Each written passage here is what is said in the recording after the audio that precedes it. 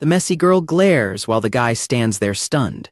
Shino Uezaki, a popular girl from school, has fallen right into the gutter. She shouts at the guy to stop staring at her. The guy struggles to find words while looking at the ridiculous scene. He points out that it is impossible not to look since her foot is stuck so perfectly. Shino shouts back that she definitely didn't do this on purpose. She worries about smelling like a sewer before work starts soon. He asks for the start time. He checks the time and suggests she go home, but she says she would never make it on time. He suggests she come to his place instead so she can at least use the shower. She reacts with total shock. He mentions his apartment is right nearby, so she decides to take him up on the offer and thanks him. They arrive at the apartment building. He realizes his classmate is Shino Uezaki and can't believe he made such an offer to someone from a different social circle. She is a school celebrity who sits behind him in class, though they have never actually spoken before. As an otaku loner, he never expected her to accept, but she clearly had no other choice given the situation. While she takes a shower in his house, he sits in the other room and panics over the unexpected situation. Shino opens the door and says the shower felt great, causing him to jump in surprise. Shino expresses her gratitude for the borrowed clothes. Fujiwara hands her a paper bag and explains it is for her dirty laundry. He suggests she drop the bag at an express cleaner on her way to work so she can pick it up later. She thinks the idea is brilliant. He tells her she should leave now. Shino suddenly looks annoyed. Fujiwara asks why she is still standing there. She claims to understand his rush. She accuses him of being afraid that his parents will find a girl in his room. She teases him, saying he is freaking out because his parents are due back any minute. Fujiwara dismisses her teasing. He explains that his parents work overseas and he lives entirely alone. The revelation that he lives alone surprises her. She immediately suspects him of hiding adult magazines around the apartment. She starts snooping around for hidden porn. Fujiwara shouts at her to stop being an idiot.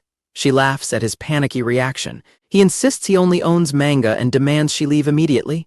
Shino ignores him and starts hopping around while making cow noises. Fujiwara asks why she is acting like a cow. She keeps bouncing and mooing. He finally shoves her out of the apartment and locks the door behind her. She tells him to be quiet as she is shut out. He sighs to himself about her lack of manners. He concludes that they are from different worlds and decides their interaction ends today. The next morning, a heavy stack of tied-up books thuds onto a disposal pile outside. He mourns the loss of his physical erotic book collection. He decided to dump them to avoid another snooping incident and plans to use his computer instead. At school, Shino loudly calls out to Fujiwara. She announces to everyone that she is returning the clothes she borrowed from him yesterday. Shino mentions she made something at her workplace for him as well. Fujiwara looks on with confusion. She repeats her gratitude for him letting her shower at his apartment. Fujiwara panics and drops his phone as the nearby students overhear her loud statement. The surrounding classmates react with total shock at the mention of her taking a shower. The classroom fills with whispers and gossip about their relationship and the shower incident. Fujiwara grabs the gift bag and tries to ignore the attention. Students continue to loudly question the situation as Fujiwara clenches his fist in frustration. He realizes how poorly this will reflect on him. Fujiwara clutches his head and laments standing out at school in such a terrible way. He runs away from the school building feeling like his life has become a nightmare. A girl watches him dash past while he wonders why this is happening to him. After returning home, he locks his door and sighs about the awful day.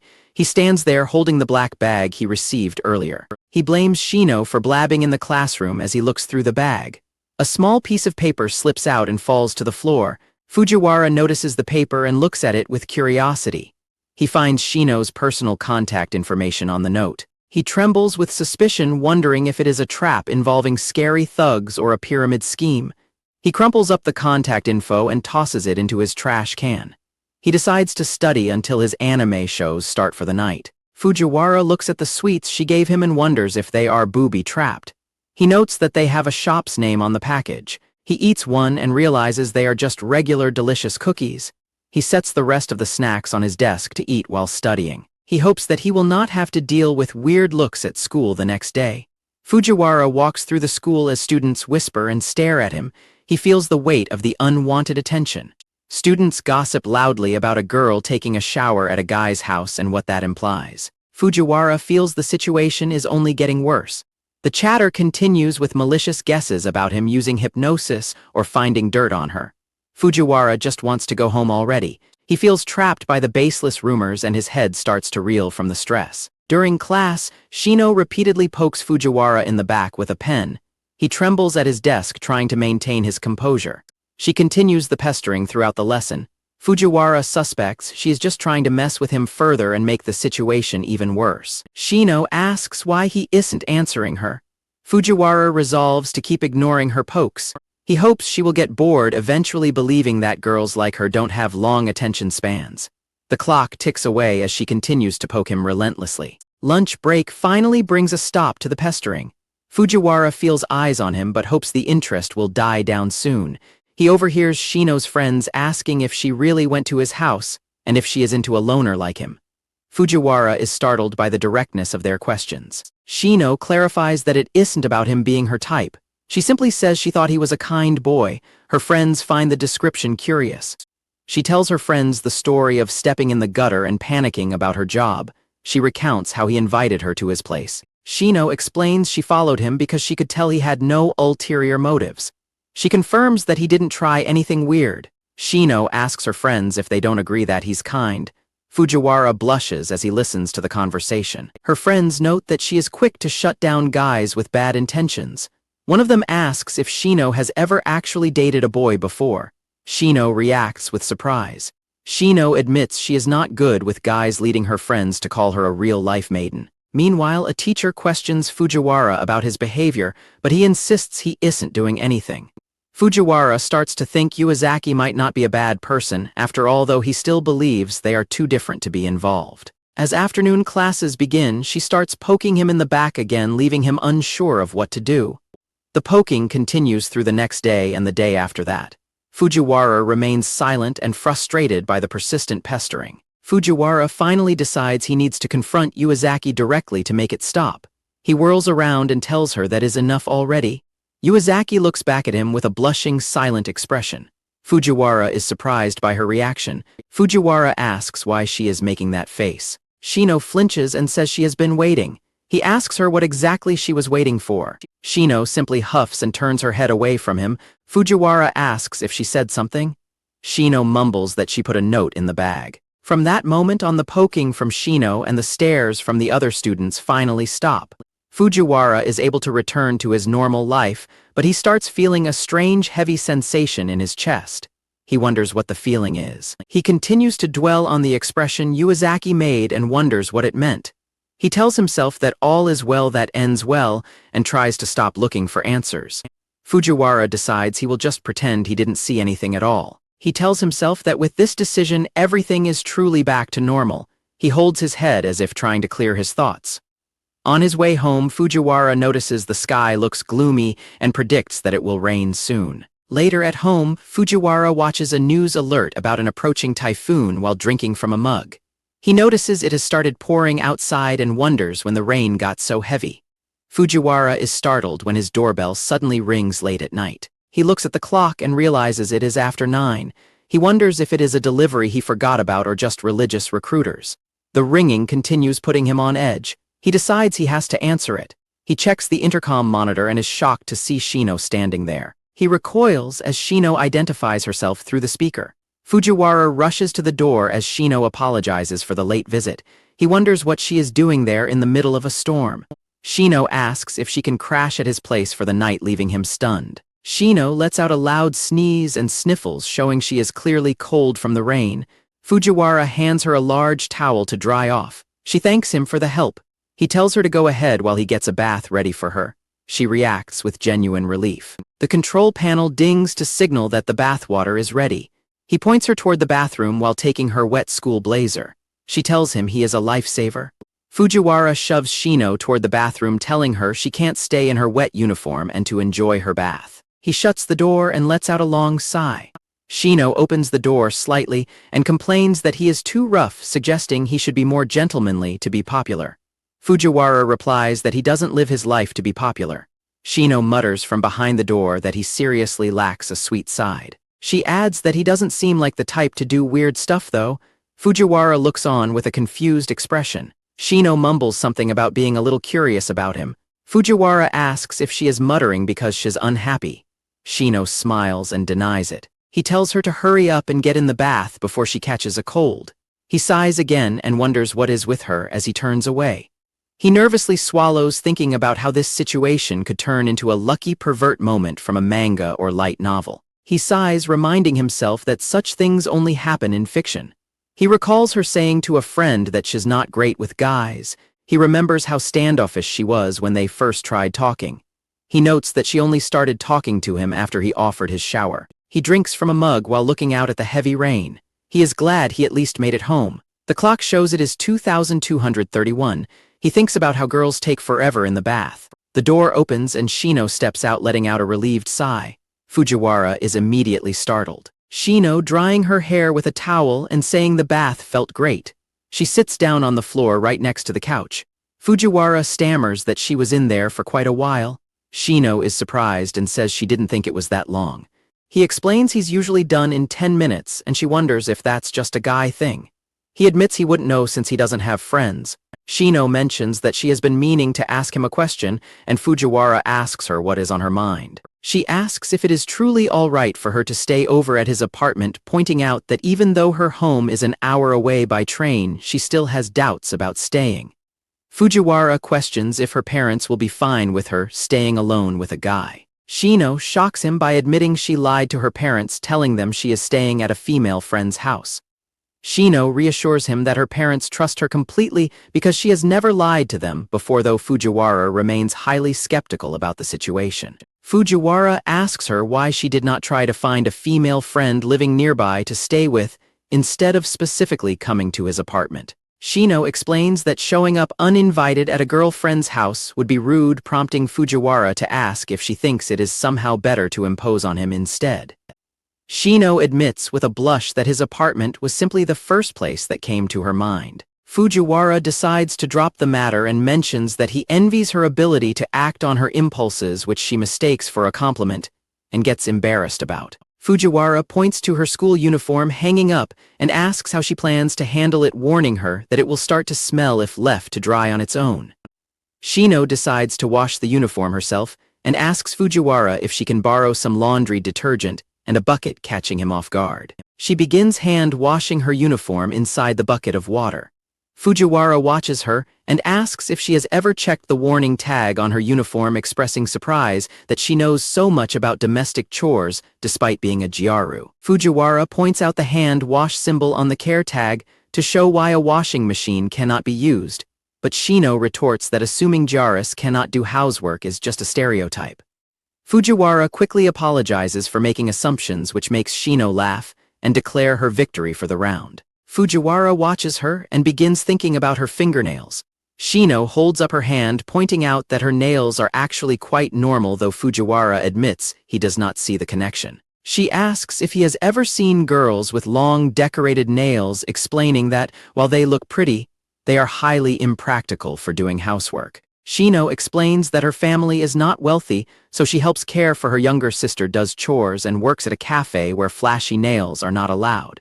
Fujiwara admits that hearing this completely changes his perspective of her, saying she seems like someone who really has her life together. Shino laughs and tells him that talking to him is actually a lot of fun, and he awkwardly thanks her. He realizes that she probably just wanted to have a normal conversation with him all along and regrets pushing her away due to his own prejudices. Fujiwara decides to put his regrets aside and directly offers to help her finish up the laundry. Shino reacts with intense panic, waving her hands wildly, which prompts Fujiwara to ask if she is having a stomachache. Fujiwara reaches out and says there is no need to be shy since he can wash the clothes, but Shino blushes heavily and screams at him to stop. Fujiwara wonders if she dislikes him that much, but Shino, turning bright red, mutters that she is actually washing her underwear. Shino shouts out that she is washing her underwear along with her uniform, leaving Fujiwara completely frozen in shock. Fujiwara suddenly recalls seeing a piece of red fabric inside the bucket earlier and realizes what it was. Fujiwara quickly apologizes and tells her he will wait in the other room, realizing in hindsight that her undergarments would obviously be soaked too. After some time, Shino finishes up in the bathroom and walks out into the living area where the television is broadcasting a news report on the typhoon. Fujiwara asks if she is done with her laundry, and she apologizes for not asking beforehand, but confirms she used his dryer. Shino remarks on how amazing it is to have a dryer at home and then asks where his uniform is.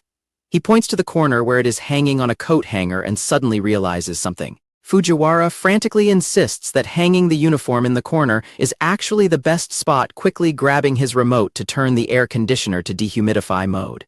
Shino lets out a relieved sigh. Shino sits down next to him on the couch and complains about being bored, asking if he has anything fun they can do, which catches him completely off guard. Fujiwara points out how sudden her request is, but since she is not picky, he agrees to go search his room for something and starts rummaging around. He retrieves an old game console, quietly noting that he originally bought it with the intention of playing with friends. He brings out the console, and Shino enthusiastically boots it up, laughing at how old the game is. During the game, Shino grumbles and warns him not to use a specific item that randomly steals things from other players. When Fujiwara asks when he is actually supposed to use the item, she pouts and tells him to never use it, boastfully pointing out that she is in the lead and on track to win. Just as she begins teasing him about his unlikely comeback, she reacts with total shock when a position-swapping item pops out of a treasure chest. Shino nervously asks if he is planning on using the position-swap item, and she is visibly relieved when Fujiwara claims he does not care about winning or losing. Fujiwara immediately presses the button anyway, declaring it would be a waste not to use the item which swaps their positions and causes her to scream. Shino repeatedly hits his shoulder, calling him a liar for going back on his word, while he calmly defends himself by pointing out that he never explicitly promised not to use it. As she continues calling him an idiot, a massive thunderclap suddenly echoes from the storm outside, causing both of them to freeze in fear. The lights suddenly cut out, leaving the room in pitch blackness as they realize a power outage has just occurred. Shino notes that it is completely pitch black now that the power is out. Shino shines her phone light and asks if the power will come back on soon, but Fujiwara warns her that with the ongoing typhoon, it likely will not be restored anytime soon. Shino sighs and mutters that they were right in the middle of their game when the blackout happened. Fujiwara notes that it is already past midnight and suggests they call it a night, despite the blackout, which Shino agrees is the only option. Shino looks up from her phone and asks him where she should sleep for the night. Fujiwara tells her she can use his bedroom, assuring her that she does not need to worry since he already cleared out all of his adult books. Shino asks where he plans on sleeping, and Fujiwara replies that he will just crash on the living room sofa. Shino asks if there are any spare futons in the other rooms, but Fujiwara explains there are none because his parents' room is used for storage, insisting that leaving a girl to sleep on the sofa while he takes the bed would be downright cruel. Fujiwara asks her to sleep in his bed so he does not feel like a bad guy, and she giggles and agrees to his offer. Shino thanks him but explains she is not trying to be overly considerate, pointing out that if she were, she wouldn't have shown up uninvited to take shelter or demanded games to kill time. Shino adds that the way he speaks always has a way of making her feel better, leaving Fujiwara flustered. Shino blushes and asks where his bedroom is again, and when Fujiwara points into the pitch black, she notes she cannot see a thing, prompting him to turn on his phone's flashlight to guide her. Shino suddenly grabs his hand and squeezes it tight, asking him to guide her there by holding hands, which leaves him completely flustered. Shino giggles and comments on how cold his hands are, reciting the saying about cold hands indicating a warm heart, while Fujiwara nervously insists it is just a superstition. Shino denies that it is a superstition and playfully suggests that she herself is kind, but is caught off guard when Fujiwara quietly thanks her. When Shino asks why he is suddenly thanking her, Fujiwara simply tells her that she really is kind. Shino teasingly warns him that sweet-talking her will not get him anything, but Fujiwara seriously replies that he did not say it for that reason. Fujiwara explains that even though he had been pushing her away and acting distant, she continued to treat him normally, which is why he genuinely wanted to express his gratitude. He looks at her and tells her that he thinks she must be the kindest girl in the world, leaving her completely speechless. Fujiwara turns around and begins guiding her toward his room in the dark. He warns her to watch her step as she squeezes his hand a little tighter while following him. When Fujiwara asks if she is trembling because she is afraid of the dark, Shino quickly denies it and insists her hand is not shaking. Fujiwara points out that the bed is at the back of the room, but Shino abruptly bids him goodnight and slams the door shut in his face, leaving him startled. As Fujiwara stands in the hallway wondering if he did something to upset her, he suddenly hears a series of loud thuds and rustling sounds from inside his room. Alarmed, Fujiwara rushes back into the room with his phone light to see what is happening, only to freeze when he looks at the bed. Shino has completely buried herself under the blanket, hiding her face in embarrassment. Fujiwara quietly calls out to her but gets no response, so he decides that since she is unharmed, it is best to just leave her alone. Fujiwara decides to go sleep on the sofa instead of staying up for his usual late-night anime, feeling glad that he can just stream the episode online later anyway. Shino quietly blushes as she peeks out from beneath the covers. The next morning, Shino repeatedly taps Fujiwara on the forehead with a soup ladle to wake him up, leaving him clutching his sore head in pain. Fujiwara angrily asks if she was hitting him the whole time, but she huffs and explains she was just trying to wake him up safely when he suddenly sniffs the air and notices a pleasant scent. He realizes there is a full breakfast of rice, grilled fish, and miso soup laid out on the table, which leaves him completely stunned. Shino proudly announces that she prepared the breakfast, leaving Fujiwara struggling to find his words. When Fujiwara wonders how she made it without any food in his fridge, she explains that she slipped out to the early morning supermarket once the typhoon cleared, wanting to repay him for letting her stay. Fujiwara pulls out his wallet to pay her back, but she immediately hits him over the head with her ladle again.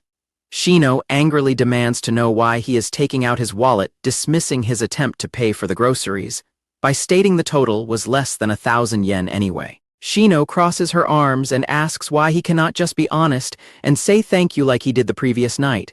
He hesitates for a moment, but then sincerely thanks her for the meal. Shino smiles brightly and says that his honest response is much better. She happily tells him that she is glad he understands, and he quietly agrees. Shino urges him to eat while the food is still hot, and Fujiwara claps his hands together to give thanks for the meal. On their way to school, Shino happily mentions that this is her first time walking to school with a boy, and Fujiwara admits it is his first time walking with a girl as well. Shino skips ahead playfully and turns back with a bright smile to call out his name. Shino quickly slips a piece of paper into his breast pocket, explaining that it contains her contact information and apologizing for her rushed handwriting. She mentions that she previously slipped a note into the bag of clothes, but assumed he had simply lost it, prompting a nervous reaction from Fujiwara. Shino looks at him seriously and tells him not to lose her number this time. She adds that she will be eagerly waiting for his message. Fujiwara watches her walk ahead while his face turns completely red. A female classmate notices that Fujiwara's face is red, which Shino playfully confirms, while Fujiwara desperately claims it is just a reflection from a puddle. Fujiwara insists it is all in her imagination and begs her to drop the subject, though she remains unconvinced as other students walk past them. Shino smiles warmly beside him as they continue walking, while Fujiwara keeps his face hidden in embarrassment. Nearby students notice the two of them walking together and begin whispering to each other. A shocked male classmate despairs over the rumor that a loner like Fujiwara could be Shino's boyfriend, as other girls note how lovey-dovey they look walking together. Shino remarks that she is receiving far more attention than usual, while Fujiwara gets annoyed because he can easily hear all the bizarre rumors about him brainwashing or hypnotizing her. Shino innocently wonders why everyone is staring, prompting Fujiwara to suggest that they keep their distance from each other while at school. Shino is upset by his sudden coldness, but Fujiwara holds up her contact note and assures her that they can simply talk outside of school now, promising to message her tonight. Her expression immediately brightens at his promise. Shino eagerly tells him that she will hold him to his promise, while Fujiwara walks ahead with her notes safely tucked in his pocket.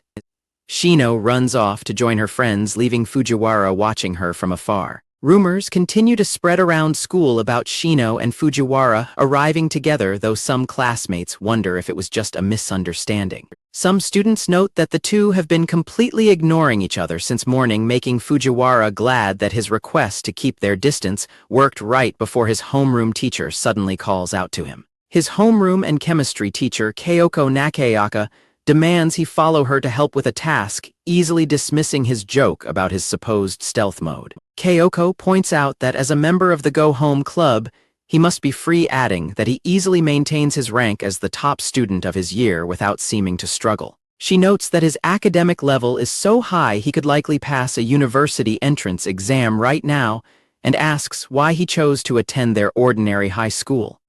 Fujiwara replies simply that he chose the school because it is the closest one to his apartment. Kyoko accepts his practical reasoning, but then claims she only brought it up to warn him that studying too much is bad for his health. She suddenly grabs him by the tie and yanks him forward to keep him moving. They arrive at the school history archive room, which is filled with massive piles of old documents.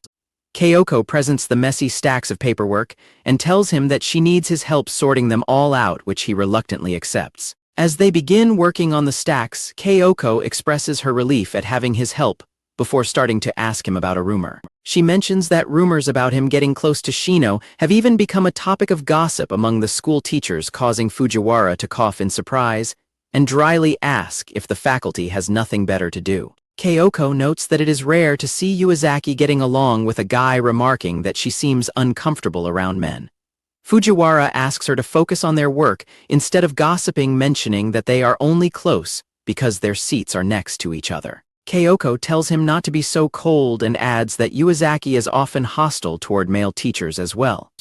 Kyoko theorizes that Yuazaki had unpleasant experiences in the past, suggesting her behavior is a form of self-defense. She explains that despite appearing indifferent to others, Yuazaki is actually very sensitive about men and puts up a wall if she senses someone is treating her as a girl. Fujiwara agrees that her behavior makes sense. Kyoko tells him that since men make up half the world, Yuazaki will inevitably have to interact with them as she gets older, so she is going to tell him something important. Kyoko bluntly tells Fujiwara to date Yuazaki, leaving him completely confused. Fujiwara asks why she thinks he should do that, and Kyoko explains it would help Yuazaki overcome her aversion to men while also benefiting him. She insists she is not joking and that there is a solid reason for her suggestion. Kyoko points out that Fujiwara always looks lonely and unhappy. She claims that taking action can spark a change in his life and turn his school days into a happy experience. Fujiwara stands in silence, processing her suggestion. Fujiwara tells Kyoko he understands her point, but questions what Yuazaki would feel about it. He adds that he is not even sure he wants that kind of relationship. Fujiwara insists he does not feel that way and has only recently started to get to know her. Kyoko asks if he hates Yuazaki, to which he quickly responds that he does not. Kyoko tells him that time and reasons do not matter when it comes to love, claiming the more you like someone, the harder it is to pinpoint why. Fujiwara is flustered by her bold statement. Kyoko asserts that if someone has a clear reason for liking another person, it is shallow because it means they only like them for that specific reason. Fujiwara thinks to himself that although it kind of makes sense, he should not let himself get swayed. He concludes that the teacher's logic is definitely outside the realm of common sense. Kyoko playfully acts out a clawing motion with her hands and tells him to become a wolf. Fujiwara returns home exhausted and collapses onto his bed. As he lies in bed, Fujiwara checks his phone and remembers the promise he made to Shino that morning. Fujiwara stares at his phone while struggling to come up with a message, thinking about the teacher's advice to spark a chemical reaction. He taps the screen to add Shino as a friend and confirms that the request went through. Fujiwara sits on his bed, telling himself to stop overthinking the situation. He concludes that it is enough for now that she knows he has added her. Fujiwara sends a message to Shino identifying himself. He sighs, feeling that composing even a single message takes a lot of mental energy, and decides to take a break. Fujiwara watches his phone as it lights up with a new message notification. He looks at it with confusion, wondering what she could have sent. Fujiwara peeks at the screen, wondering if she has already replied to his contact request. Fujiwara is startled to see that Shino has already replied, noting that it has not even been a minute. Shino writes that she was waiting for him, and Fujiwara realizes he needs to send a reply back. Fujiwara panics as notifications pile up on his screen. Shino messages that she was nervous about whether he would contact her and teases him for being funny by just sending his name. He mutters to himself that she is responding too fast. Fujiwara sends a message explaining that this is his first time communicating with someone this way and asks her to forgive him if his replies are slow or poorly timed. He thinks to himself that he cannot keep up with this and that smartphones are scary. Fujiwara reads Shino's reply and feels confused by her use of slang. He sends a message asking her to use standard Japanese, and she explains that the terms are just common abbreviations used by young people. Fujiwara looks at the time and sees that it is Sunday. He messages her that he does not have any plans, and Shino replies with a stamp. He is surprised to learn that she is good at using digital stamps and realizes he can use them too if he buys them. Fujiwara's face turns bright red as he reads a new message from Shino asking if it is okay for her to come over to his place. Fujiwara coughs into his hand, wondering if the request is weird. He reads her follow-up message explaining that she wants to practice making the sweets she creates at work, and he realizes that is what she meant. Shino asks if it is all right that she has absolutely no experience making sweets, and Fujiwara messages back that it is okay. He adds that he does not mind if she comes over. Fujiwara stretches on his bed, noting that it is already late and time for his anime. He messages Shino to tell her goodnight and confirms that he will see her on Sunday. Fujiwara sighs with relief, thinking that, although he was anxious about whether messaging each other would go well, everything worked out in the end thanks to Shino. The school building stands under a bright sky. In the classroom, a female student glances toward Fujiwara, who is reading a book at his desk, while other students talk. Fujiwara stands on a train station platform as the announcer mentions a train arriving on platform 1. The station is bustling with activity on a Sunday. The train arrives at the station with a loud honk. Fujiwara watches as the doors hiss open, revealing Shino Uezaki accompanied by a young girl.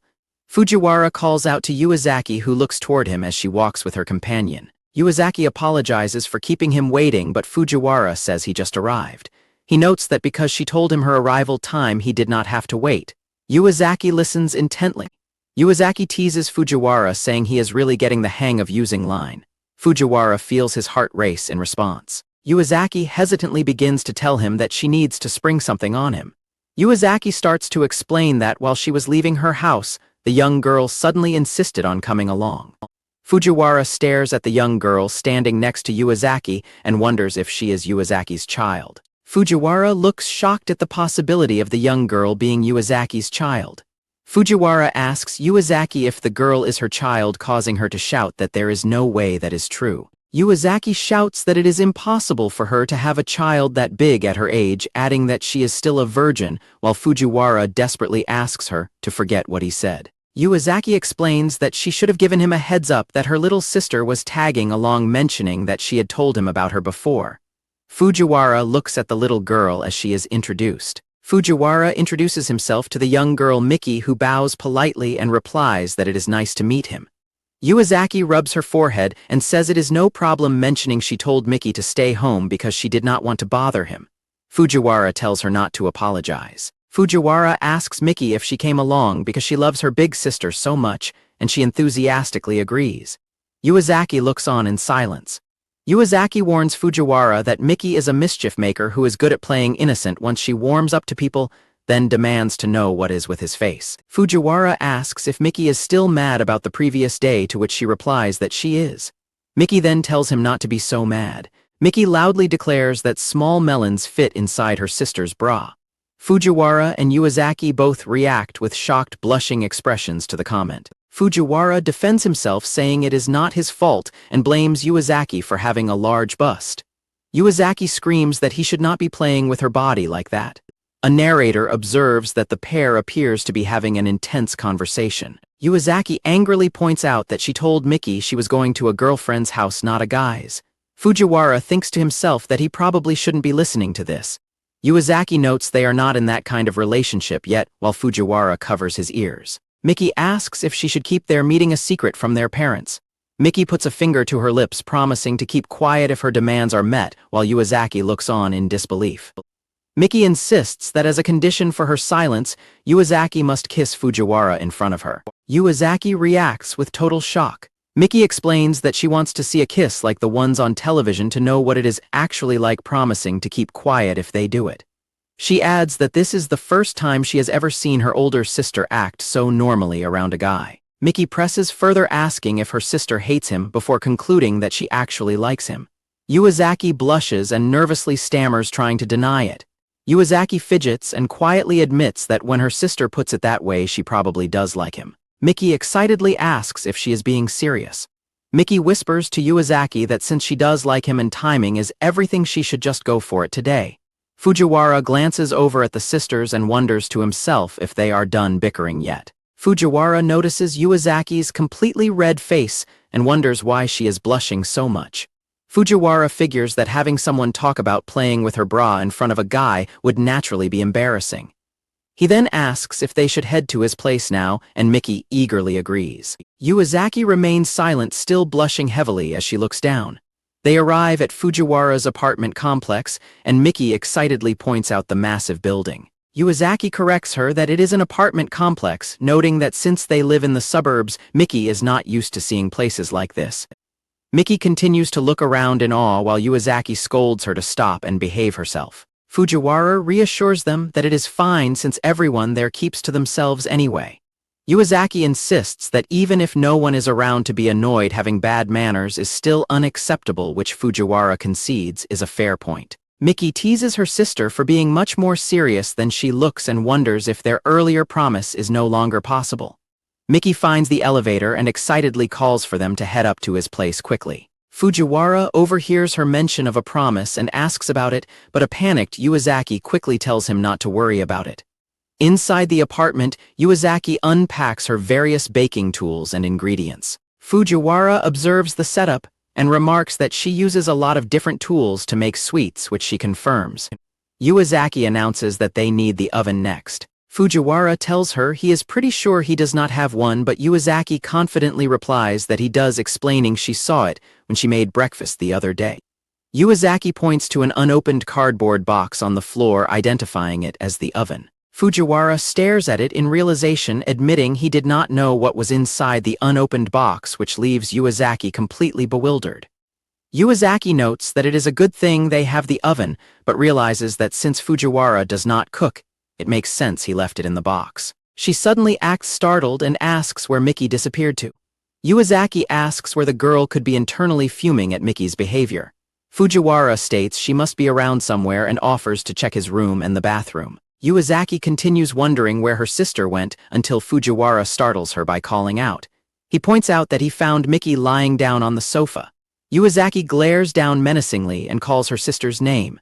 Miki peeks over the back of the sofa, noting that her older sister looks really scary. Yuazaki firmly tells Miki to listen and reminds her that they are guests at Fujiwara's apartment. She scolds Miki, explaining that doing whatever she wants is completely rude and creates a hassle for him. Miki nonchalantly brushes off the scolding, stating she is better at eating anyway and will let the two of them handle the cooking. As Fujiwara tries to interject, Yuazaki turns away and quietly wonders why Miki is acting this way. She worries that Miki's behavior will make her look like a spoiled brat, as well leading to a fearful thought about Fujiwara's reaction. Yuazaki gets teary-eyed and quietly mumbles to herself, panicking over what she is going to do if Fujiwara ends up hating her because of this. Fujiwara notices Yuazaki's distress and asks her what is wrong. However, Miki interrupts by holding up her book and asking him if he has the second volume of the manga. Fujiwara awkwardly agrees to go retrieve it for her. As Fujiwara walks past the distressed Yuazaki, he gently places his hand on her head and pats her, leaving her completely surprised by the gesture. Miki watches Fujiwara walk away as Yuazaki stands frozen with a heavy blush. Miki sighs to herself and remarks that she feels completely full already despite not having eaten any sweets yet. Fujiwara freezes in a sudden panic as a realization hits him. Fujiwara panics and announces that they completely forgot to get the ingredients for the sweets. Yuazaki blushes and admits she had planned to ask about his favorite flavors while shopping together. Relieved, Fujiwara eagerly suggests they go shopping right away. The group arrives at a large shopping mall. While Fujiwara checks the massive floor directory, Yuazaki leans in close to Miki and desperately whispers a plea for her to behave. Yuazaki asks Miki what she is grinning about. Miki points out that the mood was nice earlier when Fujiwara patted her head to comfort her. Yuazaki suddenly realizes her sister's intent and asks if she misbehaved on purpose. Miki proudly confirms that it was her plan all along, though Yuazaki remains skeptical. While Fujiwara continues examining the floor guide, Miki tells Yuazaki the good news that Fujiwara almost fell for her during the head pat. She points her finger and declares that now is her perfect chance to strike. Miki urgently whispers to Yuazaki to fake an accident and then go for a kiss, emphasizing that she needs to use the momentum and not be scared. Miki happily announces she will disappear into the arcade and reminds her sister to give her enough money for games. Yuazaki nervously notes that Miki seems to be enjoying the scheme a bit too much. Yuazaki warns Miki that taking too long to decide what to play might annoy Fujiwara, adding that she should make up her mind quickly if she does not want him to dislike her. Yuazaki stands in the crowded mall blushing deeply as she nervously clenches her hands to her chest. Yuazaki agrees with Miki's earlier advice, stating that beating around the bush is not her style anyway, and confidently declares that she will go through with it. Yuazaki tightly clenches her bag strap and announces that she has made up her mind and is seriously going for it, leaving Miki surprised by her sudden resolve. Miki happily states she will wait for them at the arcade so they can be alone together. Meanwhile, Fujiwara points out that the baking supplies store they need is located upstairs. Fujiwara tells Miki to take her time while Yuazaki asks if she will truly be okay by herself. Miki assures them that the arcade is crowded and close by cheekily telling her sister to focus on her own task, which earns her a quick scolding from Yuazaki. Miki holds out her hand and bluntly demands that her sister hand over the money for the arcade games. Fujiwara steps in and drops a 500 yen coin into Miki's hand. Miki complains that the small amount will barely let her play anything, but Fujiwara tells her not to be selfish since he is not made of money. Miki sulks while looking at the coin, admitting she knows he is not rich. She then notes that they still have not decided what ingredients to buy yet, which Fujiwara confirms. Fujiwara figures their shopping might take a while, so he secretly slips another coin into Miki's hand behind his back, leaving her completely surprised. Fujiwara tells Miki that with 1,000 yen total, she should be able to play a bit longer. Thrilled by the extra money, Miki thanks him profusely and offers to let him in on a little secret in return. Miki whispers to Fujiwara that Yuazaki is actually a bit of a klutz who sometimes misses steps on the stairs. She asks him to make sure he is nearby to catch her sister if she ends up falling. Miki smiles happily to herself, believing that the kiss she wants to see will finally happen today. As Miki excitedly runs off to the arcade, Yuazaki sighs and tells Fujiwara that he did not have to give her money, worrying it will teach her that throwing tantrums gets her what she wants. Meanwhile, Fujiwara stands confused by Miki's parting remark about something happening today. Fujiwara defends his actions, explaining that kids naturally want to play when they go out, so she should just let it slide for today. Yuazaki listens to his reasoning and remarks that she can already perfectly picture what he will be like after he gets married. Yuazaki playfully predicts that he is going to totally spoil his children and be a very kind father. Fujiwara blushes heavily at being called a father and stammers as he asks if she really thinks so. Fujiwara looks down and admits that he cannot even imagine getting a girlfriend, let alone getting married. He adds that since he is a loner, he heavily doubts he will ever even meet a girl. Yuazaki blushes intensely and counters that even loners get married. She points out that he actually did meet a girl, loudly implying that he is standing right next to one right now. Fujiwara rubs his neck and blushes as he hesitantly acknowledges her point before playfully teasing her by wondering out loud if there really is a girl near him or not. Yuazaki leans in close and sternly demands to know if there is a girl or not. A nervous Fujiwara quickly backs down and agrees that there is indeed a girl right beside him. Fujiwara lifts up the shopping bag and changes the subject, noting that they were lucky to find all the ingredients they needed. Yuazaki continues to stare at him intently with a deep blush. Fujiwara reminds her that they need to go pick up Miki, but complains that both the elevator and escalator are completely packed. He notes the floor indicator has not moved at all due to the busy Sunday crowd, while Yuazaki nervously fidgets beside him. Yuazaki confirms the arcade is on the second floor and points out that they should just use the nearby stairs to head up. Fujiwara agrees that they have no other choice. As they make their way up the stairs, a sudden scream rings out behind Fujiwara, causing him to turn his head in surprise. Yuazaki suddenly loses her footing on her tall sandals and wobbles backward, crying out that she is going to fall. Fujiwara gasps in alarm as he watches her stumble. Fujiwara immediately jolts forward, reaching his hand out and shouting for her to watch out as Yuazaki shuts her eyes and braces for the fall. Moving swiftly, Fujiwara lunges forward and catches Yuazaki tightly in his arms, safely securing her against his chest before she can hit the ground. The momentum carries them down and Fujiwara takes the brunt of the fall on his back, while keeping Yuazaki safely shielded in his arms. The impact of the fall causes their faces to crash together, resulting in their lips meeting in an accidental kiss. A stunned Fujiwara lies on the floor wondering if they actually just kissed. Yuazaki quickly jerks back from him, and suddenly Miki appears beside them, mentioning she had been waiting. Miki points out that it was a huge fall and asks if they are okay, specifically checking to see if Fujiwara smacked his head. Yuazaki stares down at him with tear-filled eyes and an intense blush. Without warning, Yuazaki leans back down and intentionally presses her lips against his for a second kiss, leaving him completely wide-eyed in shock. Fujiwara touches his lips in total disbelief. Yuazaki turns her head away to wipe her mouth and nervously stammers that they ended up kissing by accident before thanking him for catching her. Yuazaki looks back at him and points out that kissing is supposed to be something only couples do, but they did it anyway. Blushing deeply, she explains that calling him Fujiwara makes them feel too distant, so she declares that she will call him Sandai from now on. With her face burning red, Yuazaki tightly shuts her eyes and loudly confesses that she likes him. She then directly asks the flustered Sandai how he feels about her in return.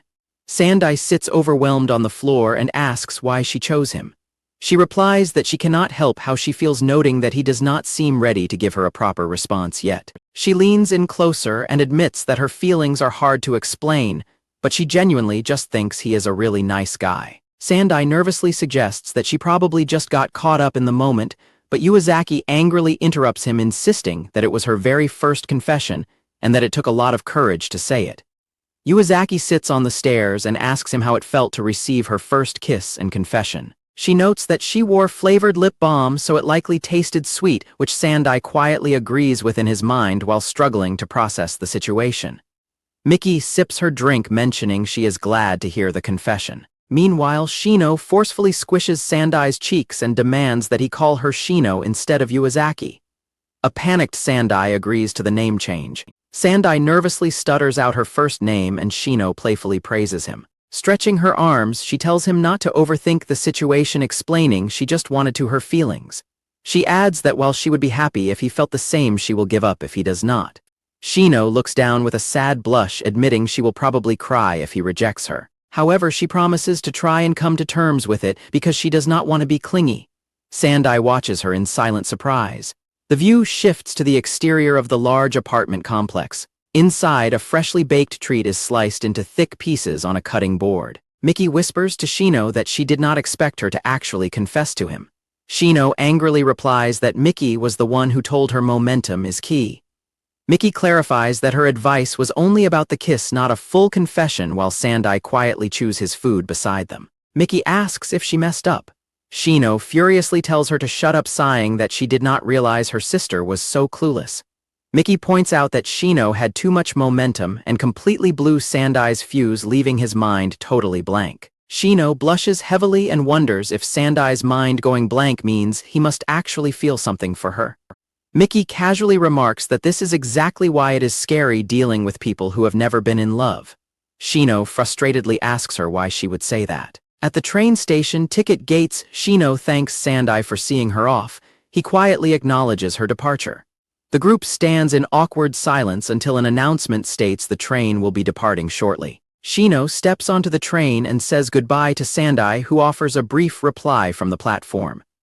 After the sisters leave, Sandai stands alone, blushing intensely as the reality of the situation finally hits him. He stammers to himself, reeling over the fact that they kissed, and she confessed her feelings.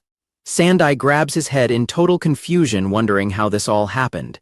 He collapses heavily onto a nearby bench, desperately trying to process the events. Sandai wildly stamps his feet on the ground and internally screams, struggling to accept that Shino actually confessed to him. He holds his head and tells himself he needs to calm down. Sandai whips out his phone, deciding he just needs to get home safely and watch his anime. He goes to check the time but is immediately interrupted by a new message notification from Shino. Sandai reads a new message from Shino stating that she will stop texting him until he is ready to give her an answer, explaining that she does not want to pressure him. He notes with surprise that she is using her first name. Sandai sits alone on a bench and sighs in relief. He thinks to himself that her message gives him the time he desperately needs to properly think things over. Back in their classroom, Sandai passes a worksheet back to the student seated behind him. He notes that Shino's desk is situated directly behind his own. Sandai wonders if Shino's confession will simply go away if he never gives her an answer. He admits to himself that things have been extremely awkward since that day and that he has been actively avoiding her. Sandai quickly dismisses the idea of ignoring her confession, realizing that doing so would be completely dishonest on his part. He recalls Shino previously telling him that she does not want to see his sad face and that she genuinely likes his smile. Sandai quietly stews in his thoughts, sweating slightly as he continues to reflect on his situation. He opens his eyes with a determined expression, finally coming to a clear realization about his own feelings. Sandai admits to himself that being a loner for so long gave him a bad habit of running away from tough decisions. He realizes that deep down he knew what he wanted all along, but was simply too scared to admit his feelings to Shino. Calling himself a coward, Sandai decides that since Shino was brave enough to confess, he needs to be brave as well. He secretly sends her a text message from under his desk, causing her phone to buzz. Shino checks her phone during class and lets out a sudden gasp, her face flushing bright red as she reads his message. Sandai smiles softly to himself while Shino covers her face, crying tears of joy over his response. A narrator notes that at the end of September, during his second year of high school, the Gyaru who sits behind him officially became his girlfriend. Shino and Sandai stand silently next to each other by the classroom window. Nearby female classmates gossip excitedly, confirming a rumor that the two of them really do look like a couple now. One of Shino's friends expresses disbelief that she is actually dating Fujiwara and asks if it is official. Another friend confirms that it is, prompting the first girl to decide she needs to check something with Fujiwara. The other friends suddenly realize what she is talking about and eagerly agree.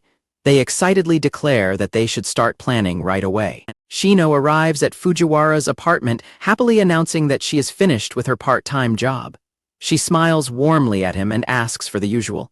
Fujiwara leans in and gives Shino a kiss. They pull back from the kiss, gazing closely at each other with heavily blushing faces. They immediately lean back in and another kiss. Shino pulls back and licks her lip, asking Fujiwara if the flavor was tangerine today.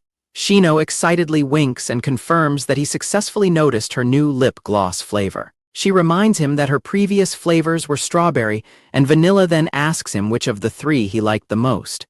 Fujiwara thinks to himself that he just likes whatever she likes. Shino blushes deeply and shouts that she wants to wear the flavor that her boyfriend likes best. Fujiwara realizes that telling her he likes whatever flavor she likes will just cause the conversation to go in circles. He looks over as Shino stares at him expectantly with sparkling eyes. Fujiwara decides to answer that his favorite is strawberry. Shino smiles brightly and happily accepts his choice. Fujiwara thinks back to how sweet and sour the strawberry lip gloss tasted. He is suddenly startled by a popping sound and realizes Shino has already reapplied the strawberry flavor, giving him a thumbs up. Later in the school hallway, Fujiwara stops in his tracks when his teacher Kyoko calls out his name. Fujiwara asks his teacher if she needs something. Kyoko replies that she simply thinks he has changed a bit recently. Kyoko suggests that his change might be because of Yuazaki, which leaves Fujiwara at a loss for words. She cheerily wishes him good luck and departs, while Fujiwara quietly admits to himself that she is right. Back at the apartment, Fujiwara and Shino play video games together. While Fujiwara boasts that he is finally going to win, Shino shouts in desperation that she is about to lose the match. Shino blushes and mutters to herself as they sit together on the couch, still focused on their game. Shino suddenly leans in and kisses Fujiwara, catching him completely by surprise while he is distracted by the screen. The shock of the kiss causes Fujiwara to lose his grip and drop his controller on the floor. Shino takes advantage of his stunned state to win the game, cheering as she secures first place, while Fujiwara panics over her unexpected move. Shino excitedly celebrates her win. Fujiwara protests that using a kiss as a distraction was an unfair tactic, but she disagrees and happily claims her victory. They look at the screen as the session ends, with Shino noting how fast the fun times go by. Fujiwara realizes that it is already time for her to head to the station for her train. Fujiwara asks if she plans to visit again tomorrow, and Shino confirms with excitement. As night falls over the city, she looks forward to what they will do next. While walking together at night, Fujiwara worries that visiting him every day after work might be too hard on her. Shino insists it is not a problem at all, stating that their time together is the best part of her day. Shino pauses and touches her lip as she prepares to bring up a new subject. Fujiwara asks what is on her mind, and Shino explains that people are starting to notice things about them. She notes that even though they try to avoid each other at school, their secret is getting out. Shino tells him that their relationship is becoming a topic of suspicion. She admits that despite her best efforts to be careful, they still end up making accidental eye contact in the school halls. Fujiwara mentions noticing other guys staring at Shino recently.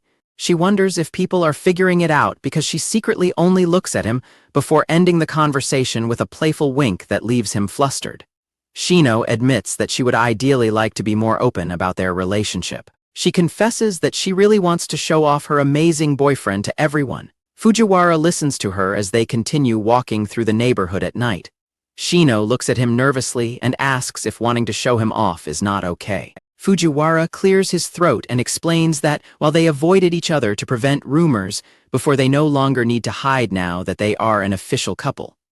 He warns her that they should still avoid going overboard in front of the class to prevent unnecessary trouble or chaos. Shino suggests informing their friends so they can help spread the news.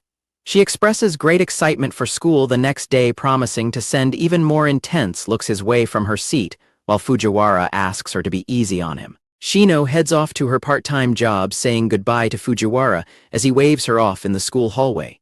Fujiwara is suddenly stopped when someone calls out his name from behind. A group of 5 female classmates confronts Fujiwara, blocking his path and asking if he has time to talk to them. Fujiwara breaks into a cold sweat and nervously asks what they want from him. He panics internally, wondering if the girls are going to tell him they are against him dating Shino.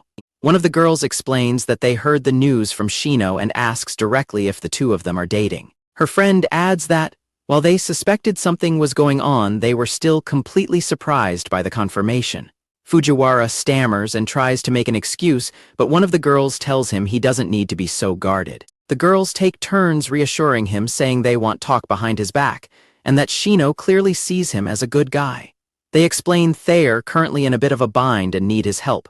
Fujiwara is visibly sweating and confused by the mention of needing his help. The girls explain they are planning a gathering or dinner party for later tonight. They get straight to the point and ask Fujiwara to join them. One girl explains that Shino has been rejecting their invitations recently, but they believe that if Fujiwara comes along, Shino will definitely show up, making the meetup much more exciting. Fujiwara looks skeptical as they mention that guys from other schools and even universities attend these events. A girl informs Fujiwara that Shino is incredibly popular even outside of their school. She reveals that Shino has been scouted multiple times to be a model or an idol, though she turned every offer down. Fujiwara is stunned by the revelation of Shino's secret popularity.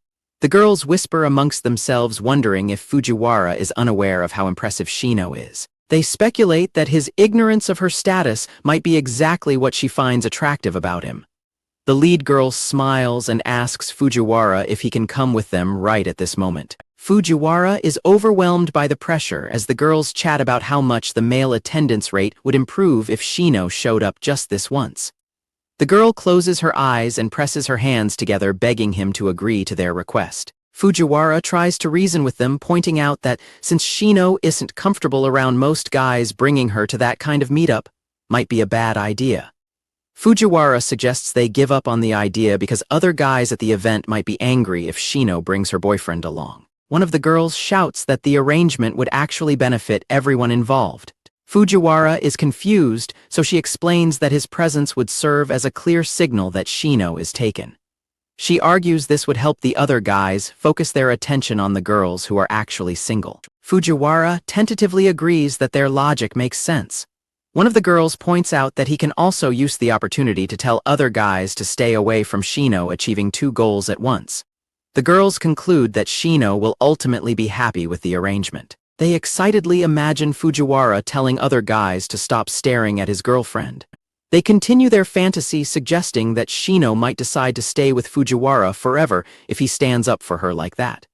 They imagine her declaring that she cannot be with anyone else but him. The girls get excited at the prospect of seeing Shino at her absolute happiest. Fujiwara begins to understand the situation while one girl starts to transition the topic. The girls decide that Fujiwara needs a makeover before they go, wanting him to look super cool since he currently looks quite plain. They all unanimously agree on this plan. Two of the girls grab Fujiwara by the arms and start dragging him away. He panics and asks what they mean by a makeover, but they ignore his protests. One girl leans in and tells Fujiwara that becoming cooler will make Shino much happier. Fujiwara considers that while Shino likes him for who he is, she might secretly wish he were manlier or cooler. He agrees to let them handle the makeover, and the girls promise to pay for it as they head toward the salon. The group arrives at a beauty parlor. A male stylist greets them and asks how he can help them today. One girl asks the stylist to turn Fujiwara into a hot guy. Fujiwara stands there clutching his backpack while the girls begin brainstorming ideas for his new look. The girls discuss which style would fit him best, promising to decide everything for him. Fujiwara weakly asks if his own opinion matters, but they brush him off. They insist that he leave the decision to them since he wouldn't know what suits him anyway. The stylist asks Fujiwara if he is actually okay with this. One girl suggests a shaved undercut, while another argues that a brown Prince-style bob would be better suited to his current hair length. The suggestions become more varied, ranging from permed wolf cuts to a skin-head look. One girl shuts down the idea of a bald style, noting Shino would get angry, while Fujiwara begins to wonder if they are just playing a joke on him. Fujiwara tries to speak up as one of the girls suddenly notices his presence. The girls agree that the most important factor is whether Shino will be happy with the results. One girl apologizes to Fujiwara for getting ahead of themselves. They realize they don't know Shino's specific taste in men and start questioning each other for any clues. The girls remember that Shino always ducked out of conversations about their favorite types of guys. They admit that none of them actually know what kind of guy she prefers. One girl notes that since Shino chose Fujiwara, she might actually like plain-looking guys. She suggests they go for a haircut that makes him look fresh and cool. The group decides that a fresh look is the safest bet, agreeing it is much better than the previous bald suggestion. Fujiwara nervously agrees to go along with their choice. Fujiwara tells the stylist to go ahead, and the man agrees to start the procedure. The stylist begins cutting Fujiwara's hair while the girls watch and take pictures of the process. The stylist finishes the cut and shows Fujiwara the final result. His hair is now much shorter and styled. The girls stare at Fujiwara's new look in stunned silence. The stylist explains that he thinned out the hair to make it look refreshing and appropriate for a student. Fujiwara thanks him for the work. The stylist compliments Fujiwara's balanced features despite his plain face and invites him to return. A girl snaps a photo as Fujiwara asks if he looks strange. The girls crowd around the phone to look at the photo, praising Shino's sense and wondering if she even realized Fujiwara had this much potential. Fujiwara hopes he can leave, but one girl insists they still need to buy him new clothes and shoes at a shop by the station. After the full makeover, Fujiwara stands in the city wearing new clothes. The girls are impressed by his sudden transformation, with some jokingly mentioning they might want to betray Shino because he looks so good and has a great personality. Fujiwara checks his phone and realizes it is almost time for Shino to arrive at his place. He starts heading home, blushing and hoping Shino will be pleased with his new appearance. One of the girls informs Fujiwara that they just contacted Shino and told her about his makeover. Fujiwara reacts with shock at the sudden news. She continues explaining that Shino just finished her part-time job nearby and is likely heading their way immediately. Fujiwara worries that he isn't mentally prepared to see her yet, but another friend notices her approaching. Shino is seen sprinting down the street out of breath. Fujiwara calls out to her as she draws closer.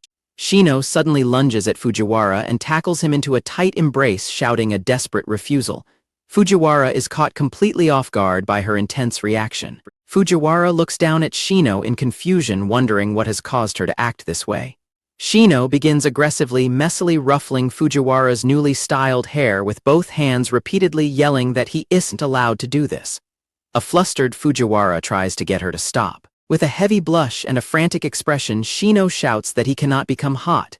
She explains that if he looks too good, other girls will start swarming around him. Shino turns her outburst toward her friends, shouting that they are included in her warning as well. The girls jump in fright at her sudden hostility. Shino continues to scold her friends, telling them not to mess with someone else's boyfriend without permission. She places a protective hand on Fujiwara and firmly declares that he is perfectly fine just the way he is. Fujiwara tries to interject as Shino stands before him with a shadowed, emotional expression. Fujiwara is left sweating and overwhelmed by the sheer intensity of Shino's possessiveness and love. Fujiwara awkwardly scratches his head as the group of friends begins to back away. Shino remains standing with her back to the others, clearly still upset.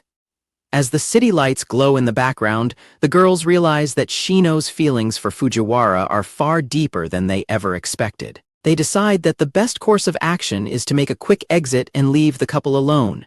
Fujiwara's friends suddenly run away, leaving him calling out after them in surprise. As Fujiwara tries to protest their departure, Shino grabs him by the back of his shirt. He tells her to stop being irresponsible. Shino looks down with a dark expression and asks Fujiwara exactly where he thinks he is going. She repeats her question, demanding to know where he plans to go. Against the backdrop of the city buildings, Fujiwara explains that he was simply confused and didn't know what he was supposed to do, so he considered asking the other girls for help.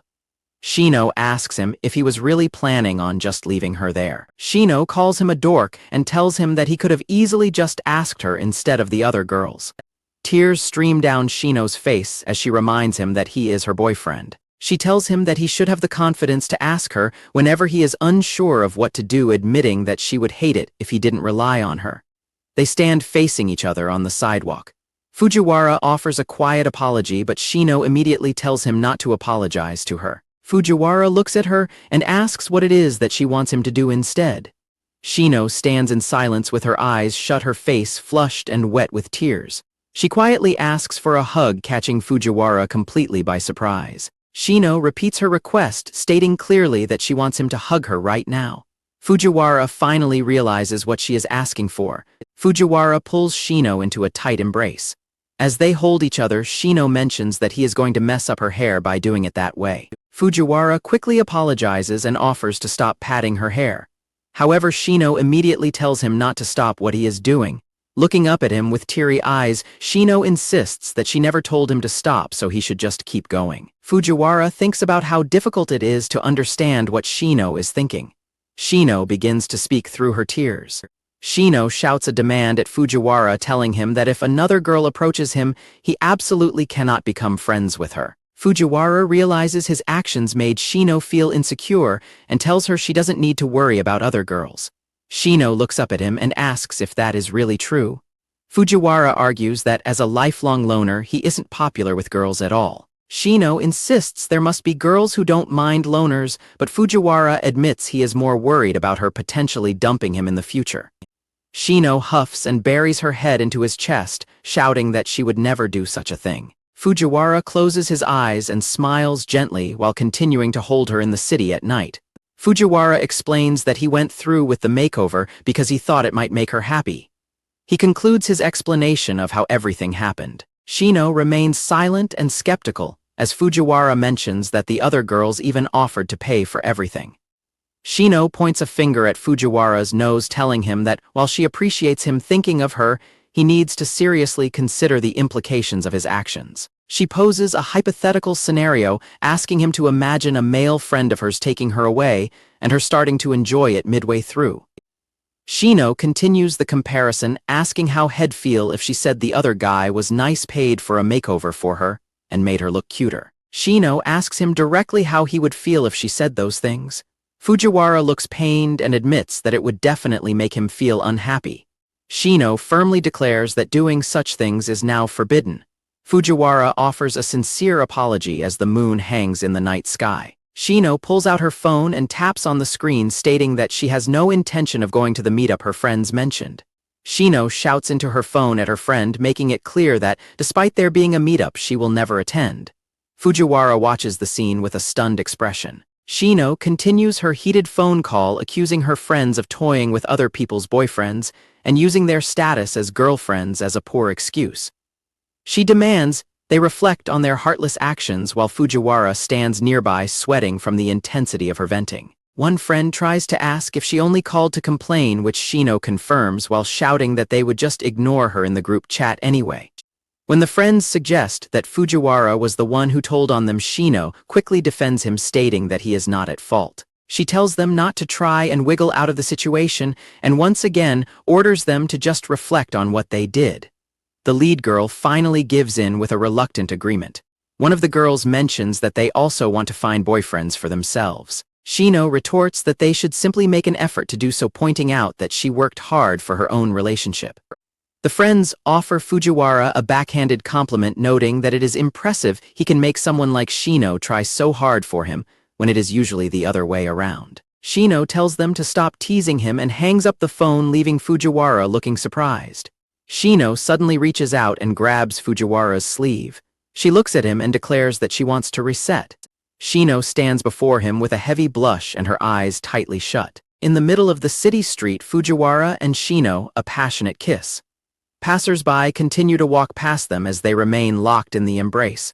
They continue kissing for a long moment, with Fujiwara gently placing his hand against Shino's cheek while she holds onto him. When they finally pull apart, Shino looks incredibly flustered and asks if it is normal to kiss for that long.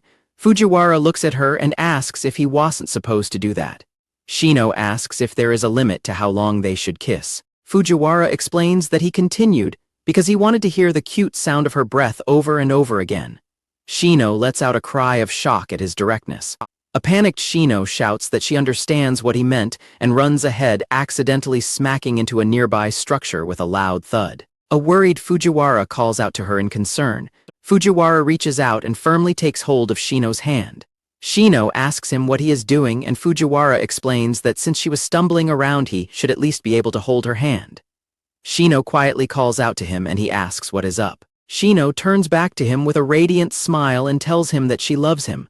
Fujiwara stops in his tracks, his face turning bright red from the unexpected confession. Shino teases him for falling silent and asks if he was surprised. She admits that she intentionally aimed for that reaction, while Fujiwara tries to play it cool by claiming he wasn't that shocked.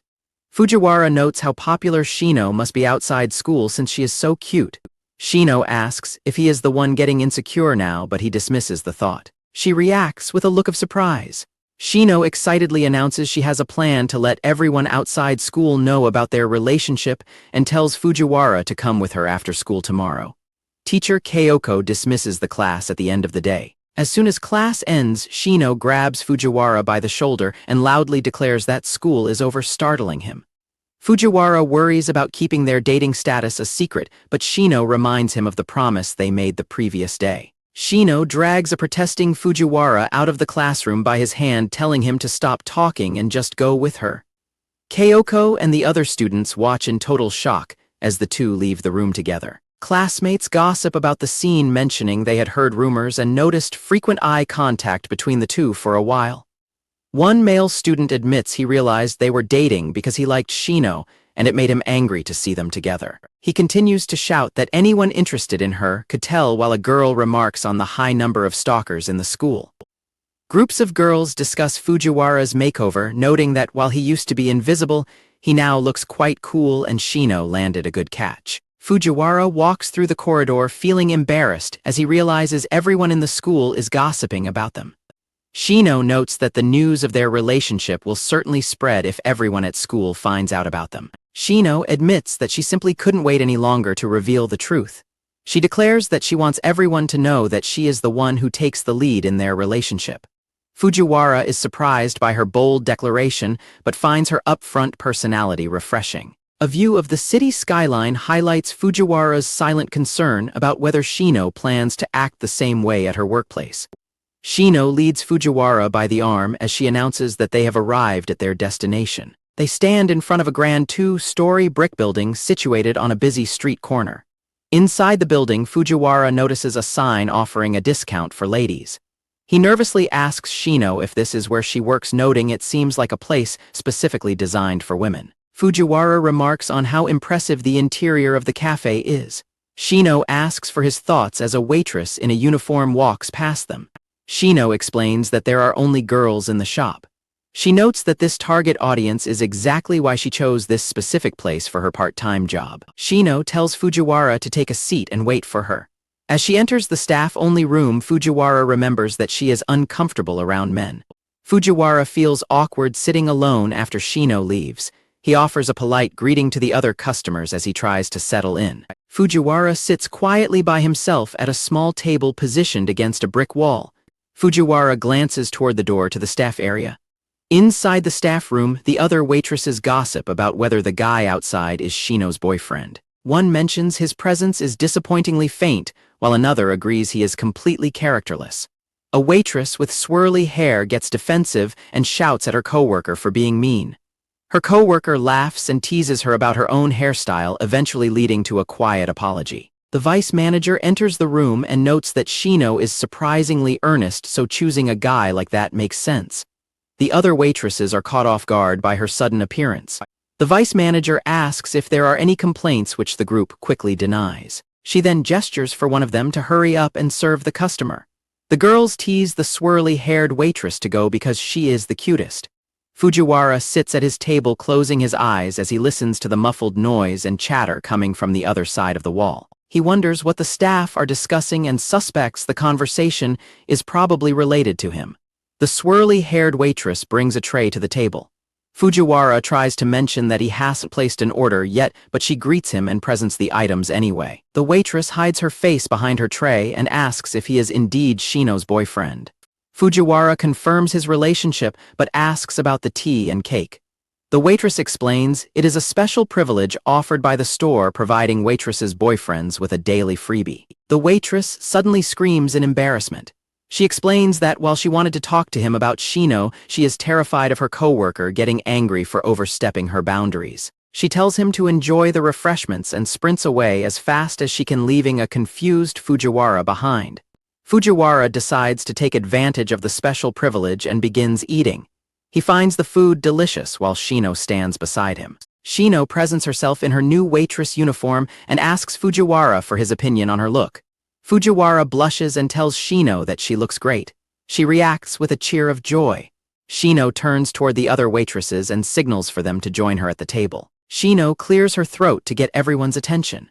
Shino officially introduces Fujiwara Sandai to her coworkers as her boyfriend.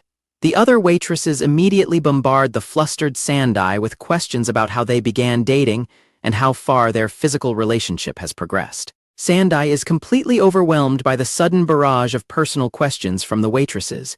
He wonders what is happening as they continue to laugh and press him for details. One girl asks who confessed first. Desperate, Sandai calls for Shino's help to get him out of the awkward situation. Shino steps in and tells everyone to calm down.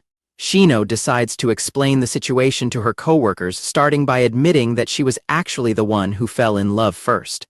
The other girls are impressed and ask if she was the one who went on the offensive. Shino blushes with pride while the coworkers clap in reaction to her boldness. Shino admits that she did everything she could to make Sandai confess to her instead.